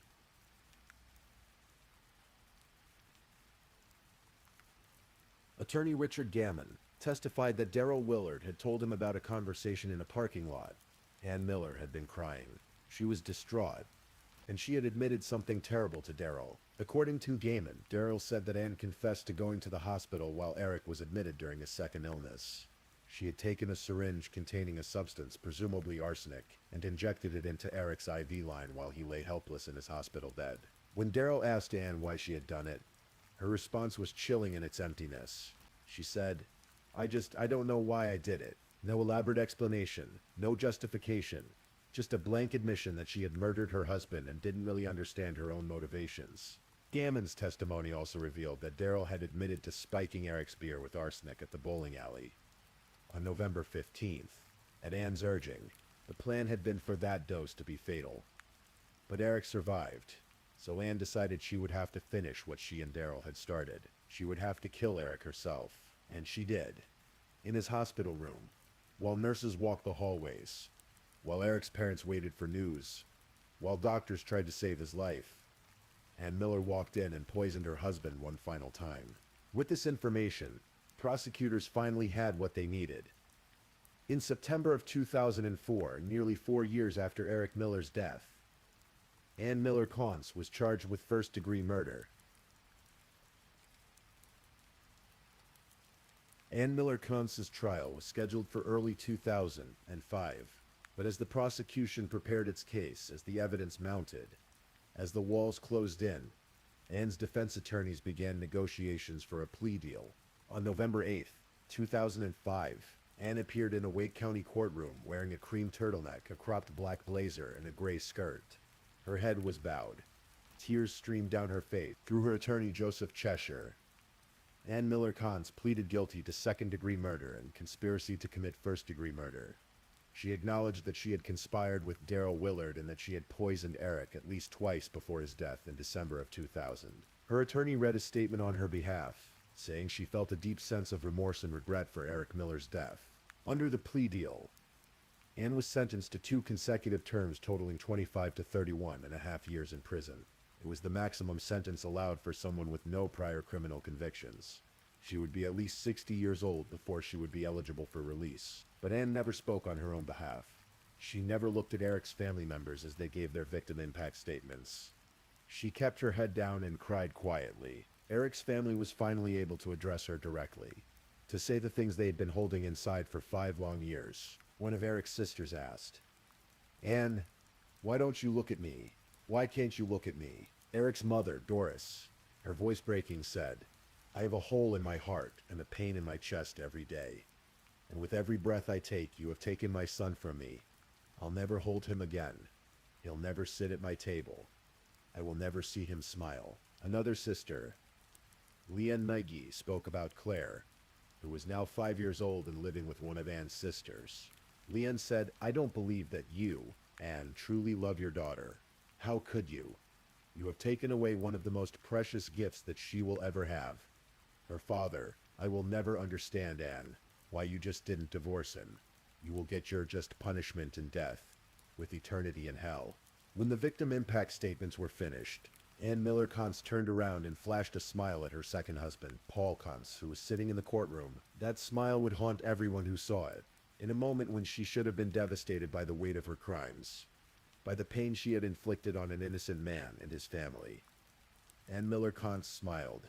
Lieutenant Chris Morgan, who had spent 4 years of his life pursuing justice for Eric Miller, spoke to reporters after the sentencing. He said Ann had done these things and walked away without any remorse. He called her behavior cold and calculated. He said she was a psychopath. Eric's father, Verus, compared Ann to Scott Peterson, the California man who had murdered his pregnant wife. I feel like she's a narcissistic psychopath in the mold of Scott Peterson, Verus said. Ann Miller Kantz was taken to the North Carolina Correctional Institution for Women in Raleigh, where she would spend the next several decades of her life. Even with Ann's guilty plea, questions lingered. Questions that would never be fully answered. Why did Ann Miller decide to kill her husband rather than simply divorce him? North Carolina is a no-fault divorce state. She could have walked away. She could have started a new life without committing murder. Some speculated that money played a role. Eric had life insurance. Perhaps Ann wanted the payout without the stigma and financial complications of divorce. Others believed Ann simply wanted to eliminate Eric because he was an obstacle to the life she wanted to live. A life of affairs, of freedom. of doing whatever she pleased without the moral constraints that Eric represented. Lieutenant Morgan, who had looked into Anne's eyes that day at her house, believed she was fundamentally broken, a person without a conscience, someone capable of extraordinary cruelty without experiencing normal human emotions like guilt or empathy. But Anne herself, even in her guilty plea, offered no clear explanation. "I don't know why I did it," she had told Darrell Willard. It was the closest thing to an answer anyone would ever get. The case also raised questions about Darrell Willard's level of involvement and culpability. He had spiked Eric's beer with arsenic. He had engaged in an affair with a married woman. He had been manipulated by Anne, according to his own admission. But did he know Anne would finish what they started? Did he know she would go to the hospital and inject poison into Eric's IV? Yvette Willard insisted until the end that her husband didn't kill anyone, that he was a good man who made terrible mistakes. That Ann Miller had used him, manipulated him, and ultimately driven him to suicide. The truth likely lies somewhere in the complex middle ground of human nature and moral culpability. And what of Claire Miller, the daughter who would grow up without her father? She was barely a year old when Eric died. She would have no memories of him, no memories of the man who held her with such love and wonder, no memories of the father who told his mother that having a daughter had taught him the depth of a parent's love. Claire's childhood would be marked by the knowledge that her mother had murdered her father, that Ann Miller had robbed her of the one person who would have loved her unconditionally, who would have supported her dreams, who would have been there for every milestone and every moment. It is a tragedy within a tragedy. The murder of Eric Miller stands as a reminder that evil does not always announce itself with fanfare. Sometimes it wears a friendly face. Sometimes it goes bowling with you. Sometimes it sleeps beside you at night and whispers that it loves you. Eric Miller dedicated his short life to helping others, to finding cures for children born with a disease they didn't choose, to making the world a better place through patience, intelligence, and compassion. He was a son who made his parents proud, a brother who was loved by his siblings, a friend who was remembered with fondness, a husband who, until the very end, believed in the goodness of the woman he married, and a father who never got to see his daughter grow up. His murder was not quick. It was not merciful. It was slow, calculated, and cruel. Ann Miller poisoned him over a period of months, watching him suffer, rushing him to hospitals, playing the concerned wife while she was the one causing his agony. And when arsenic in his food and drink didn't kill him quickly enough, she walked into his hospital room and finished the job herself. Justice, such as it was, came eventually, but no prison sentence could return Eric Miller to his family. No guilty plea could erase the pain his parents felt every time they thought of their son dying in that hospital bed. No courtroom drama could give Claire her father back.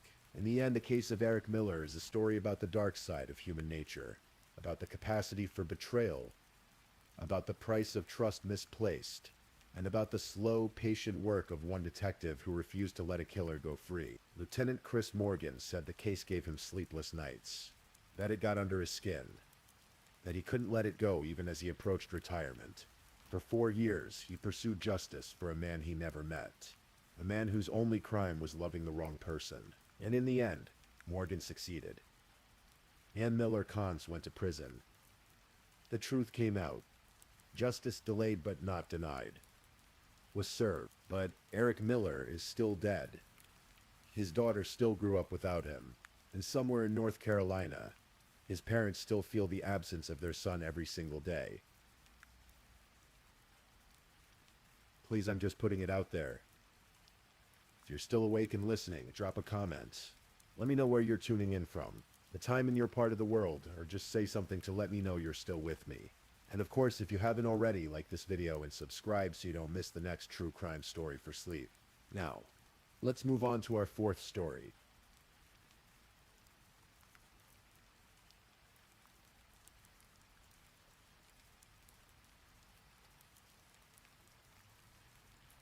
Story 4. In the summer of 2018, James and Michelle Butler made a decision that many people only dream about. They decided to rent out their home in Romney, New Hampshire, pack up their lives into a recreational vehicle, and travel across America. James was 48 years old. He had spent 21 years serving in the United States Navy as an air traffic controller aboard the USS Enterprise. one of the most famous aircraft carriers in American history. He had raised 2 children in Virginia, where the massive naval base at Norfolk had been his home port for years. After retiring from the Navy in 2010, James had returned to New Hampshire to spend time with his aging mother. It was during those years at a local darts tournament that he met Michelle. Michelle was 46, warm and adventurous, with a spirit that matched James's own.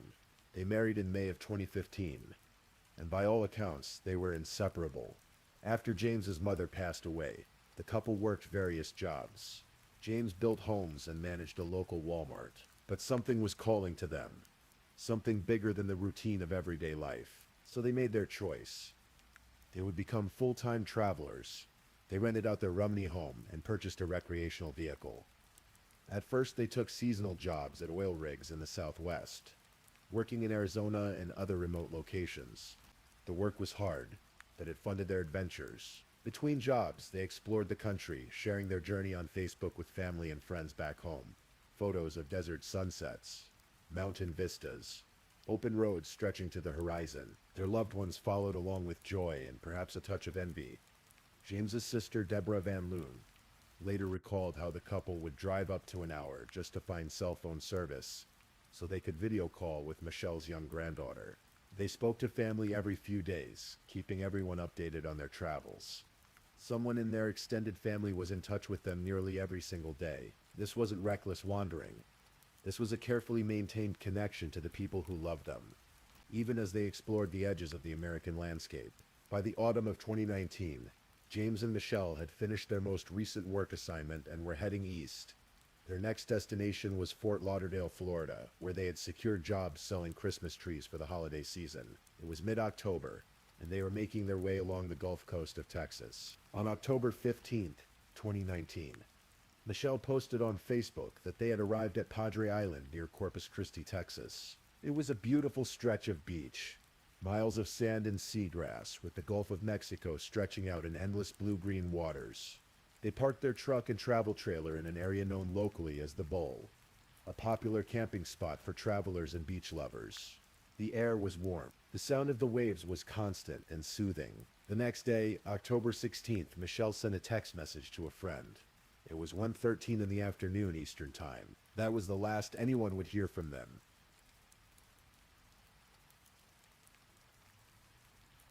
When you're close to someone, you develop rhythms, patterns of communication that become as natural as breathing.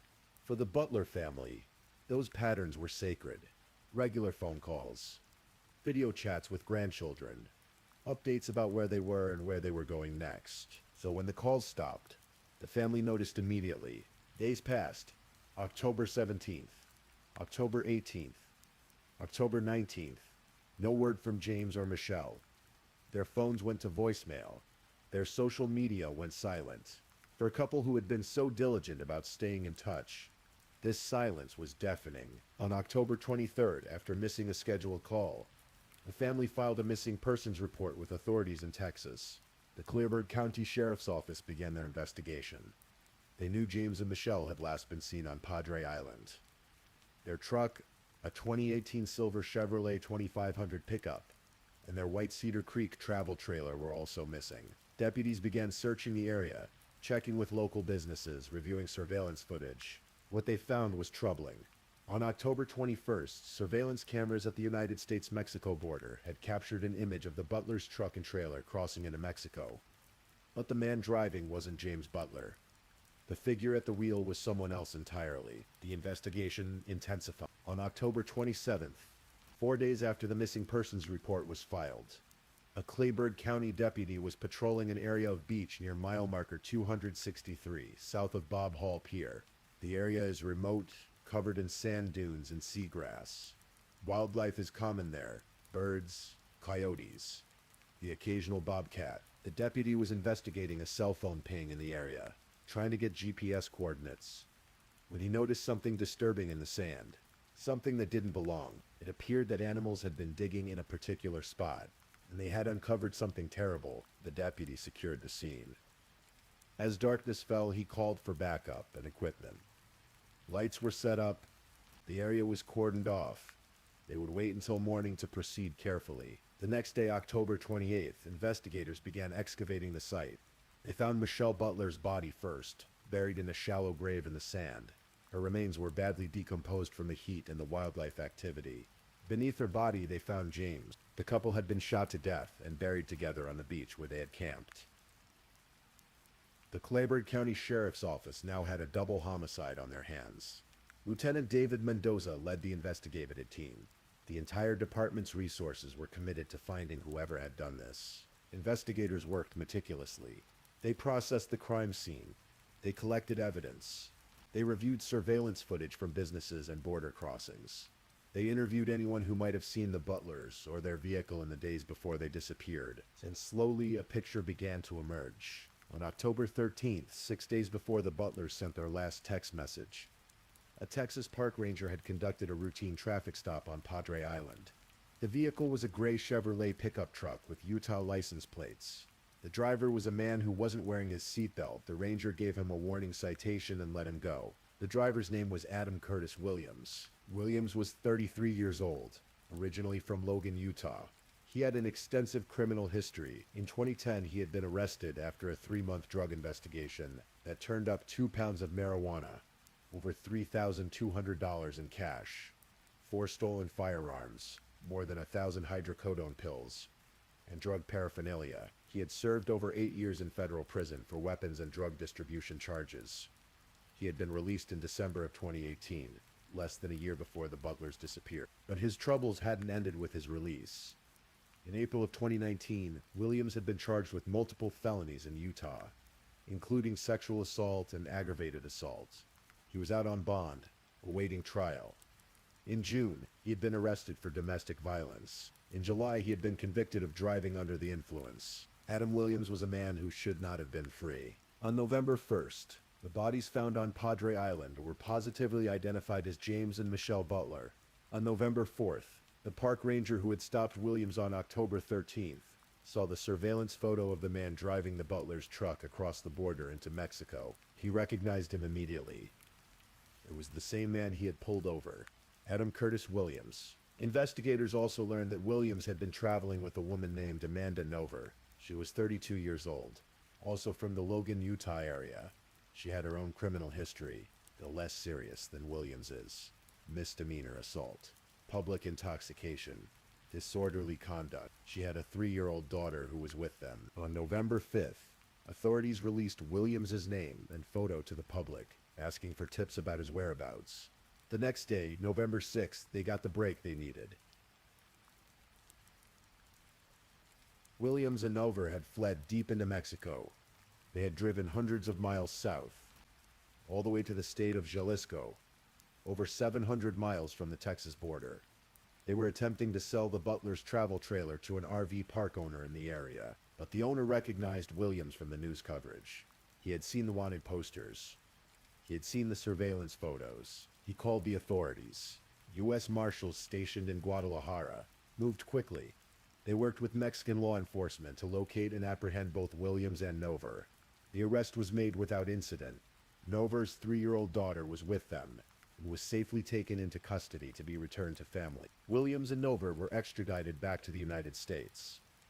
Williams was taken to Houston, then driven to the Clayburgh County Jail in Kingsville, Texas.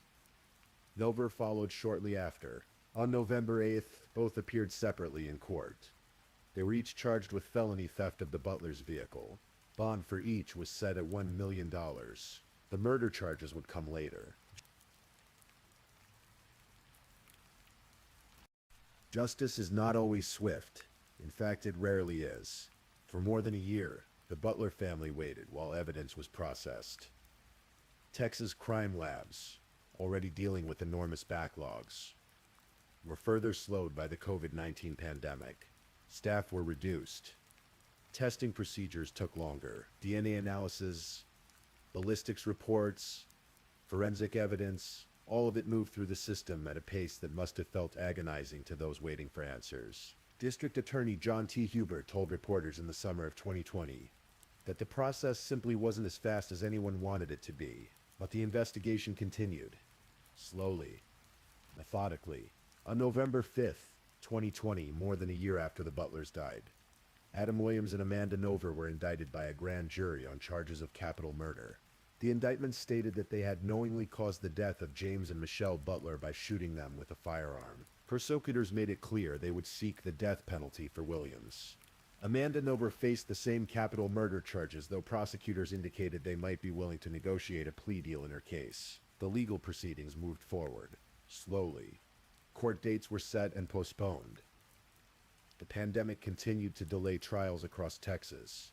Williams and Nover remained in custody, each held on million-dollar bonds. In June of 2021, prosecutors formally announced they would pursue the death penalty against Williams if he was convicted.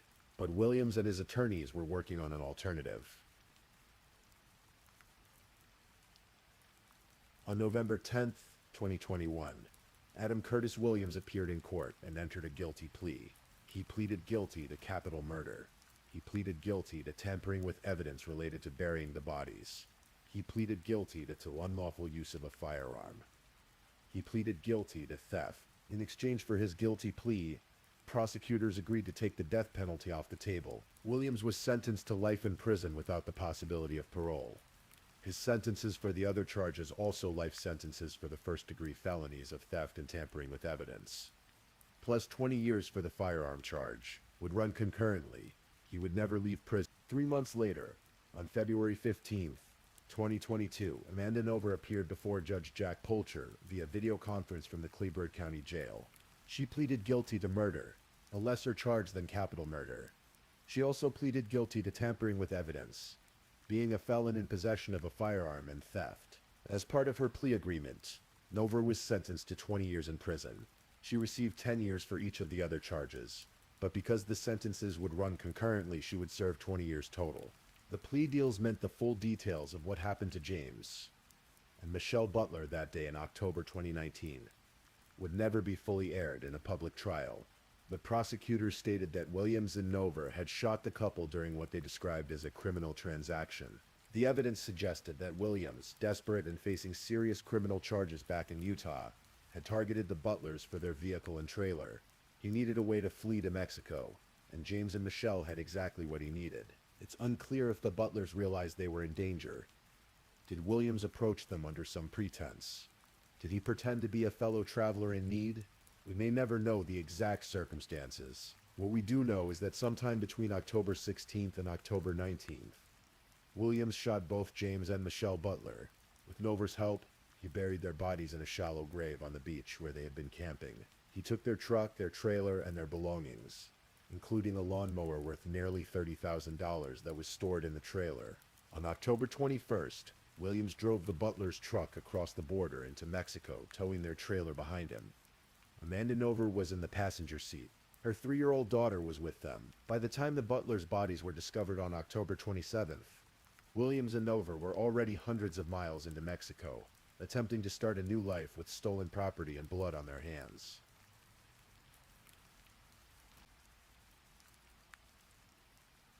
In Romney, New Hampshire, the small town where James and Michelle had lived before beginning their journey, the community gathered to mourn. A vigil was held on the town common. Strangers and friends alike came together to remember a couple who had been known for their kindness and generosity. George Bonfilio, who owned the Rumney Village store, remembered how James had come over with his tool belt to help renovate the building when Bonfilio first purchased it. Michelle had been one of the store's first employees. They had worked side by side, always together, always willing to help. They were just great, outgoing people, Bonfilio said. Down in Texas, on Padre Island, another vigil was held near where the Butlers' bodies had been found. Local residents, people who had never met James and Michelle, erected 2 crosses in their memory. They came out to the beach to pay their respects to 2 travelers who had come to enjoy the beauty of the Texas coast and had their lives stolen from them. The Butler family established a GoFundMe campaign to help bring James and Michelle's remains home to New Hampshire and to cover the costs of memorial services. The response was overwhelming.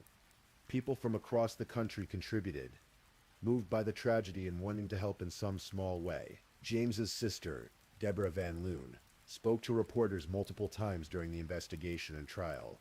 Her grief was evident, but so was her determination to see justice done. I hope to find out what they did, why they did what they did, she said. And if it was them, I want them to pay for what they did. When Williams and Nover were finally captured and charged, Van Loon expressed relief. When they were sentenced, she could finally feel that some measure of justice had been achieved, even though it could never bring her brother and sister-in-law back. The ashes of James and Michelle Butler were returned to New Hampshire in December of 2019. A celebration of life was held in January of 2020, giving family and friends a chance to gather, remember, and begin the long process of healing. The murder of James and Michelle Butler is a story that resonates because it touches on something many of us dream about: freedom, adventure, the open road. The idea of selling everything, packing up and seeing the country, living simply, experiencing life, rather than just passing through it. James and Michelle were living that dream. They weren't wealthy. They worked seasonal jobs to fund their travels. They stayed in touch with their family. They were responsible, careful, loving people who happened to want something more than a conventional life. And they encountered someone who saw them not as people, but as an opportunity. Adam Williams was a career criminal who had been given chance after chance by the justice system. Despite multiple felony convictions, despite charges of sexual assault and domestic violence, despite being on probation and facing new charges, he was free. He was able to travel to Texas. He was able to commit murder. The question that haunts many people who followed this case is simply how. How was someone with Williams's history allowed to be free? How did a park ranger stop him just days before the murder, but find no reason to detain him? How many opportunities were there to prevent this tragedy? Amanda Novara's role remains somewhat ambiguous. Was she an equal participant in the murder, or was she trapped in a relationship with a violent man, and too afraid to refuse his demands? The court records don't give us those answers. What we know is that she was there. She helped bury the bodies. She helped steal the Butler's belongings. She crossed the border with Williams, attempting to escape to a new life in Mexico. Her 20-year sentence reflects a judgment that she bears responsibility, even if not to the same degree as Williams. The RV community was shaken by this case. Millions of Americans live and travel in recreational vehicles, and the sense of community among RVers is strong. People look out for each other. They share camping spots and travel tips. They help strangers with mechanical problems and offer advice about the best routes and destinations. James and Michelle Butler were part of that community. Their deaths served as a stark reminder that evil can find you anywhere, even in the most beautiful and peaceful settings. Tonight, as you drift towards sleep, think about James and Michelle Butler not as victims, but as two people who chose to live fully. They loved each other. They loved their family. They shared their adventures with joy and enthusiasm. Their lives were cut short by violence and greed, but their story is also one of love, courage, and the pursuit of dreams. James spent 21 years serving his country aboard an aircraft carrier. He raised children, he built homes. He met a woman at a dart tournament and fell in love. He decided at 48 years old that there was still so much world to see. Michelle was a grandmother who video called her granddaughter every few days. No matter where she was, she posted photos of sunsets and beaches. She worked alongside her husband, whether it was at an oil rig or helping renovate a small-town store. She was warm, she was kind. They parked their trailer on a beautiful beach on the Gulf of Mexico in October of 2019.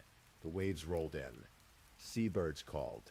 The sun set over the water, and they never left. But their memory remains in the hearts of their family, in the vigils held by strangers who were moved by their story, in the two white crosses that stood on that Texas beach marking the spot where two travelers ended their journey far too soon. Please, if you're still awake, let's move on to our last story.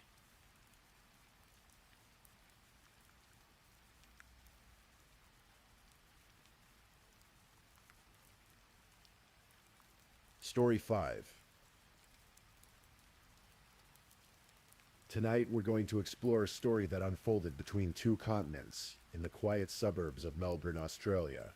It's a story about trust, betrayal, and the darkest corners of the human heart. But told here, in this gentle space, it becomes something different. A meditation on the mysteries we carry, the secrets we keep, and the truth that eventually surfaces. Our story begins not in Australia, but in India, in the lush green state of Kerala, in a small village called Karavalur near Punalur in Kollam district. Picture a village church, the Bethel Marsalma Church. Sunday mornings filled with hymns, young voices rising together in harmony. Among those voices was a young man named Sam Abraham. Sam had a gift for singing, a warmth in his voice that drew people in. He was gentle, soft-spoken, deeply religious, the kind of person who led the choir not through authority, but through genuine love for the music and the community. In that same choir was a girl named Sophia. She was his neighbor, someone he'd known his entire life. Their families knew each other well. Every Sunday they sang together. Every Sunday their voices blended in the sacred space of that church. Childhood friendship has a particular quality to it. Innocent, uncomplicated. Sophia and Sam grew up side by side, and as often happens with childhood friends, somewhere along the way that friendship transformed into something more. Love bloomed quietly, naturally, the way it does when two people already know each other's rhythms and silences. By the time they reached college in Katayam, Sam and Sophia were in love. Sam spoke to his father first, then Sophia spoke to Sam's parents. It seemed inevitable, natural. Both families approved.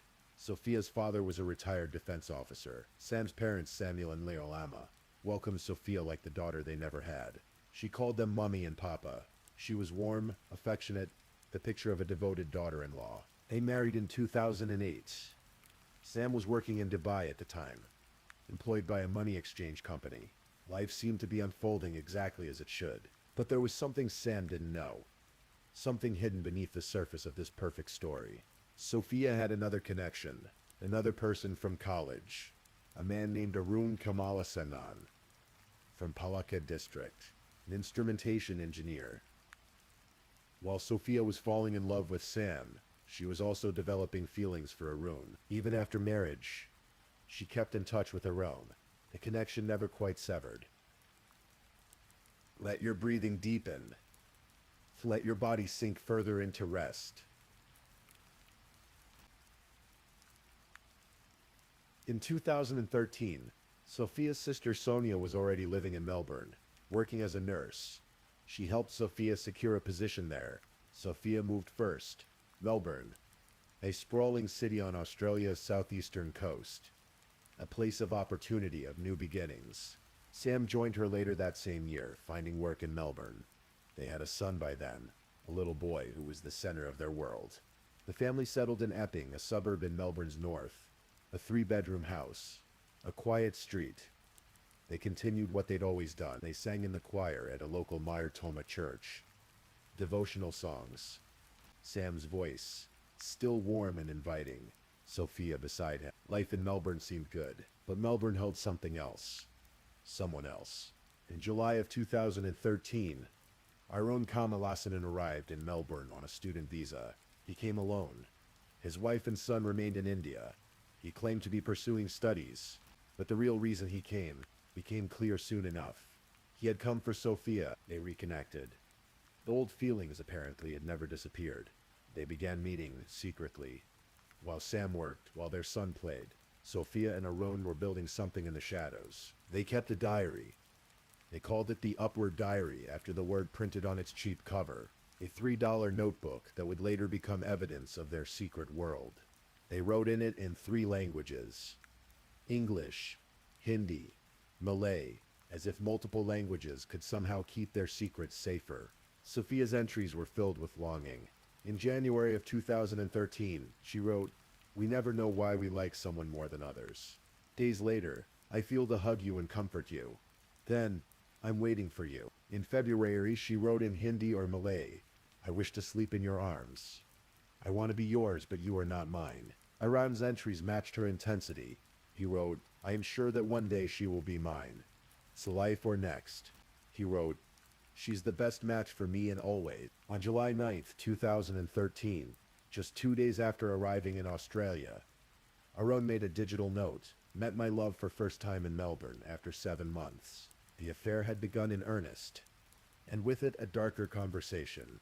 Sophia wrote, "Planning is always needed in what we do. An idea without a plan is no more than a dream." She wrote, "You make me do bad things. Why am I so cruel?"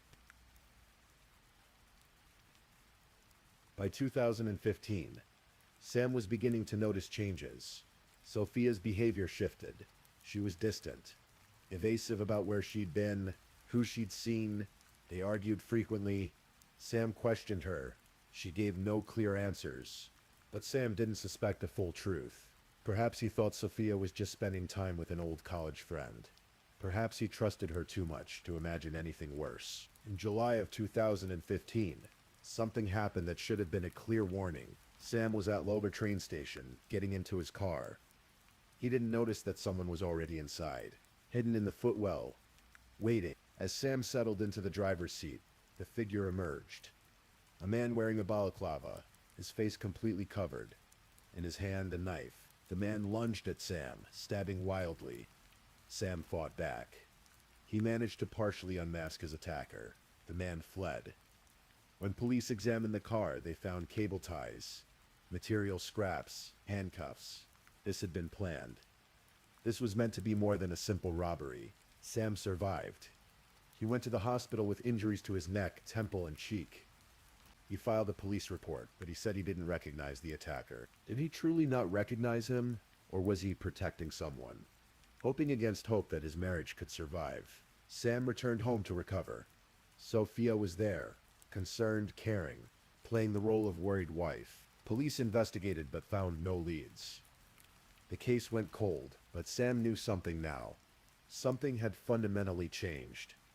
He was afraid. In October of 2015, Sam took his family back to Kerala for a visit, 2 weeks with their families. For Sam's parents, it was a joyful reunion, but Sam seemed troubled.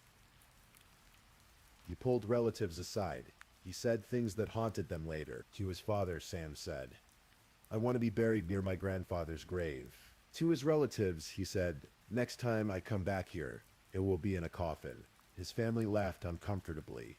They thought he was being dramatic. Surely he didn't mean it. Surely he was just stressed about work, about life in a foreign country. On October 11th, 2015, Sam, Sophia, and their son left Kerala.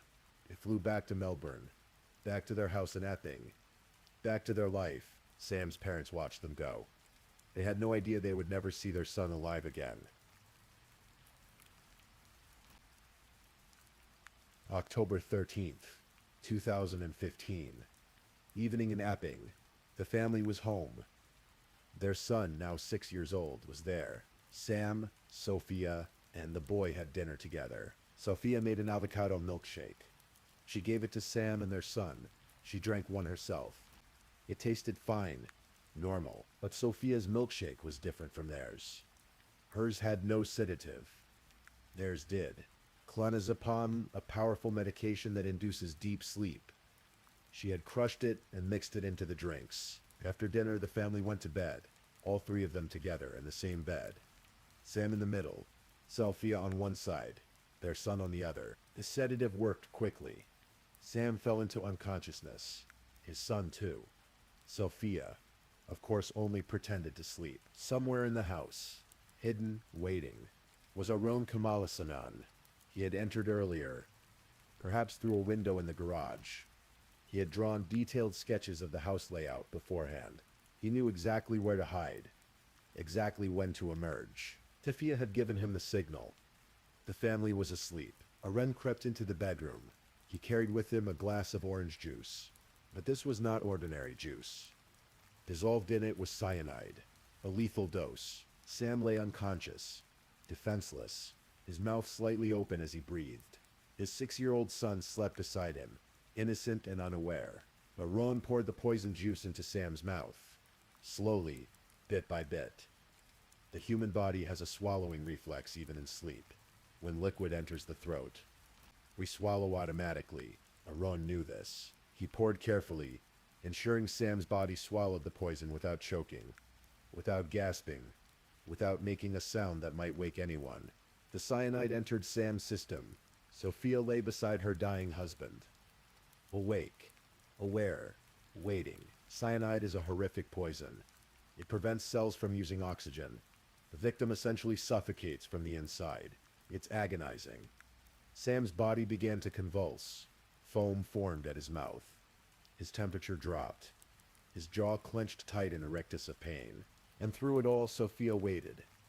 Their son continued to sleep, sedated and oblivious. When it was over, Arun slipped out of the house the same way he'd entered.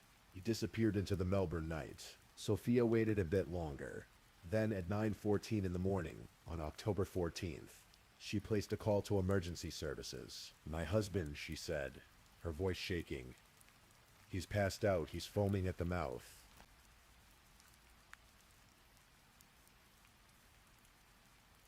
Paramedics arrived at 9:27.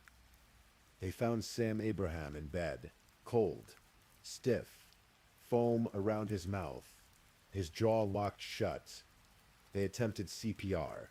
They tried everything, but Sam had been dead for hours. Sophia screamed. She called her sister Sonia, who rushed over. She called a friend. She wept. She held their son, who was waking up now, confused and frightened. The paramedics saw no obvious signs of foul play. A young man, 33 years old, apparently dead of sudden cardiac arrest. Tragic, but it happened. Sam was declared dead. The initial assumption was a heart attack. Sophia played her role perfectly. She called Sam's parents in Kerala, her voice breaking with grief. She called relatives. Everyone offered condolences. Everyone rushed to comfort her. 3 days later, on October 15th, Sam's body was prepared for transport.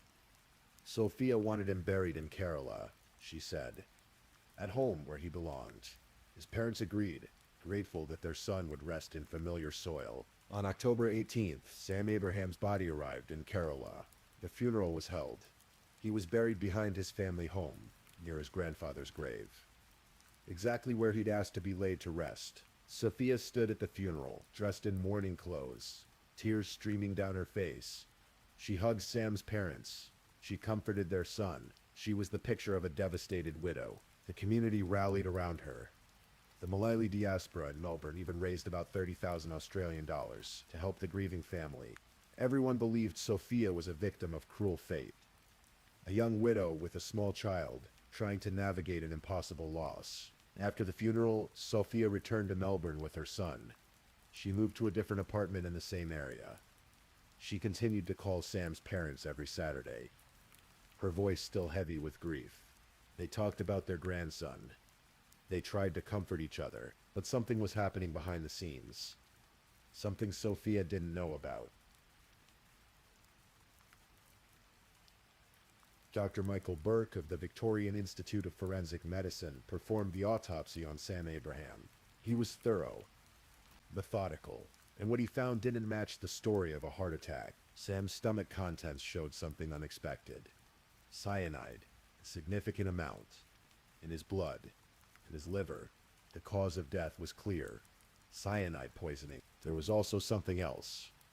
Traces of a sedative in his system. Clonazepam. Dr. Burke documented everything. Sent his report to Victoria Police, and the police made a decision. A crucial strategic decision. They didn't tell Sophia. They didn't reveal what they'd found. They let her believe she'd gotten away with it. They let her think Sam's death would remain classified as natural causes. And then they watched. They obtained warrants. They began monitoring Sophia's phone calls. They followed her.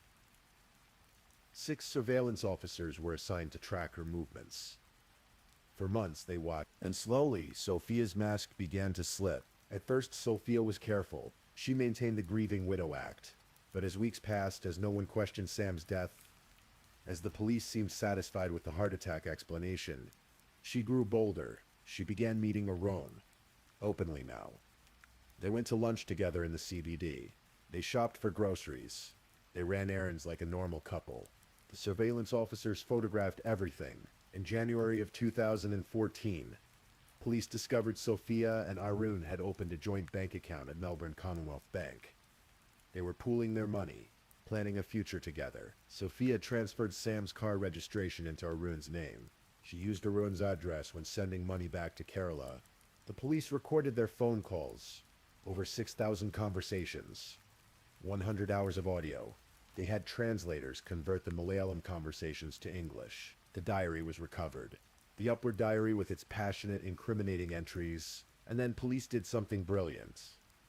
They sent in an undercover officer, someone to befriend Arun, to gain his confidence, to get him talking. It worked. In a recorded conversation, Arun spoke freely. "I took that guy off," he said. "I went there with the powder, sleeping pills, and I gave it." He described hiding in the house, drugging the entire family, including Sophia and the child, waiting until everyone was unconscious, then forcing the cyanide-laced juice into Sam's mouth. He said he'd planned it all, that Sophia hadn't known, that he'd done it to free her, but the evidence told a different story. Sophia's diary entries, her planning notes. Planning is always needed in what we do. The joint bank account, the car transfer, the way she'd lied about Sam's cause of death, the way she'd brought his body back to Kerala and buried him quickly before too many questions could be asked. On August 12, 2016, nearly 10 months after Sam's death, police made their move. Sophia and Arun were arrested. When the remand order was read in court, they stood expressionless. Sophia dressed neatly, her shoulder-length dark hair down, a large necklace around her neck. At one point, she put her face in her hands. Her family sat in the courtroom, visibly distressed. Arun stood in silence, processing what was happening. The investigation was complete. Now came the trial.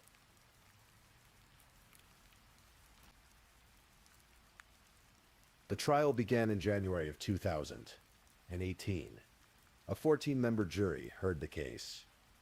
The prosecution laid out the evidence methodically, the diary entries, the phone records, the surveillance footage, the joint bank account, the car transfer, the undercover recording, the autopsy results, the cyanide, the sedative, the sketch Arun had drawn of Sam's house, showing exactly where he'd hide, exactly where he'd wait, the previous attack at Lalore train station, 3 months before the murder, the balaclava, the knife, the cable ties and handcuffs found in Sam's car. Police now had evidence that Arun had been the attacker that day too. The first attempt had failed, so they tried again. Dr. Burke testified about the involuntary swallowing reflex, how liquid poured into a sleeping person's throat will cause them to swallow automatically, how this explained the cyanide in Sam's stomach. The defense attorneys tried. Sophia's lawyer argued it was impossible for her to let her husband die with their child sleeping right beside them. Arun's lawyer pointed out that his fingerprints weren't found at the crime scene, but the evidence was overwhelming. On March 21st, 2018, the jury returned their verdict. Guilty. Both of them. Murder. Sophia asked for leniency because of her young son. The prosecution responded coldly. She showed no thoughts for the child who woke up to find his father dead beside him. Arun's lawyer produced medical documents claiming mental illness. Arun's elderly parents, his wife, his child, all wrote letters pleading for mercy. The court was unmoved. On June 21st, 2018, Justice Paul Coughlin delivered the sentences in the Victorian Supreme Court. Sophia and Arun sat meters apart in the packed courtroom. They said nothing as Justice Coughlin spoke. To Arun, the judge said, "I am satisfied from the evidence that you are the architect and driving force of the murder of Sam Abraham. I am satisfied that your conduct was premeditated." He noted that Arun had attempted to fabricate mental illness over 3 years, as part of a plan to escape culpability if caught. He described the murder as probably excruciating for the victim. Arun Kamalasanan was sentenced to 27 years in prison, with a minimum of 23 years before parole eligibility. To Sophia, Justice Coughlin said, "You are the friend and wife of Sam Abraham, and your actions were a fundamental breach of trust and must be strongly denounced by the court." He admitted it was difficult to know conclusively what role she played, but concluded he could not have been murdered without your knowledge and acquiescence. He noted she showed no remorse. She wore black from head to toe during sentencing, her eyes downcast. Sophia Sam was sentenced to 22 years in prison, with a minimum of 18 years before parole eligibility. The following year, in August of 2019, Arun appealed his sentence. The Supreme Court of Victoria found it disproportionate compared to Sophia's sentence. The court recognized Sophia as a full and willing participant who played an equal role. Arun's sentence was reduced to 24 years, with parole eligibility after 20 years. Their convictions, however, stood. The appeals against the guilty verdicts were denied. Arun won't be eligible for parole until at least 2041.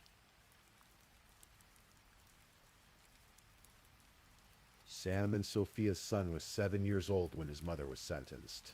He now lives with Sophia's sister Sonia and her husband in Melbourne.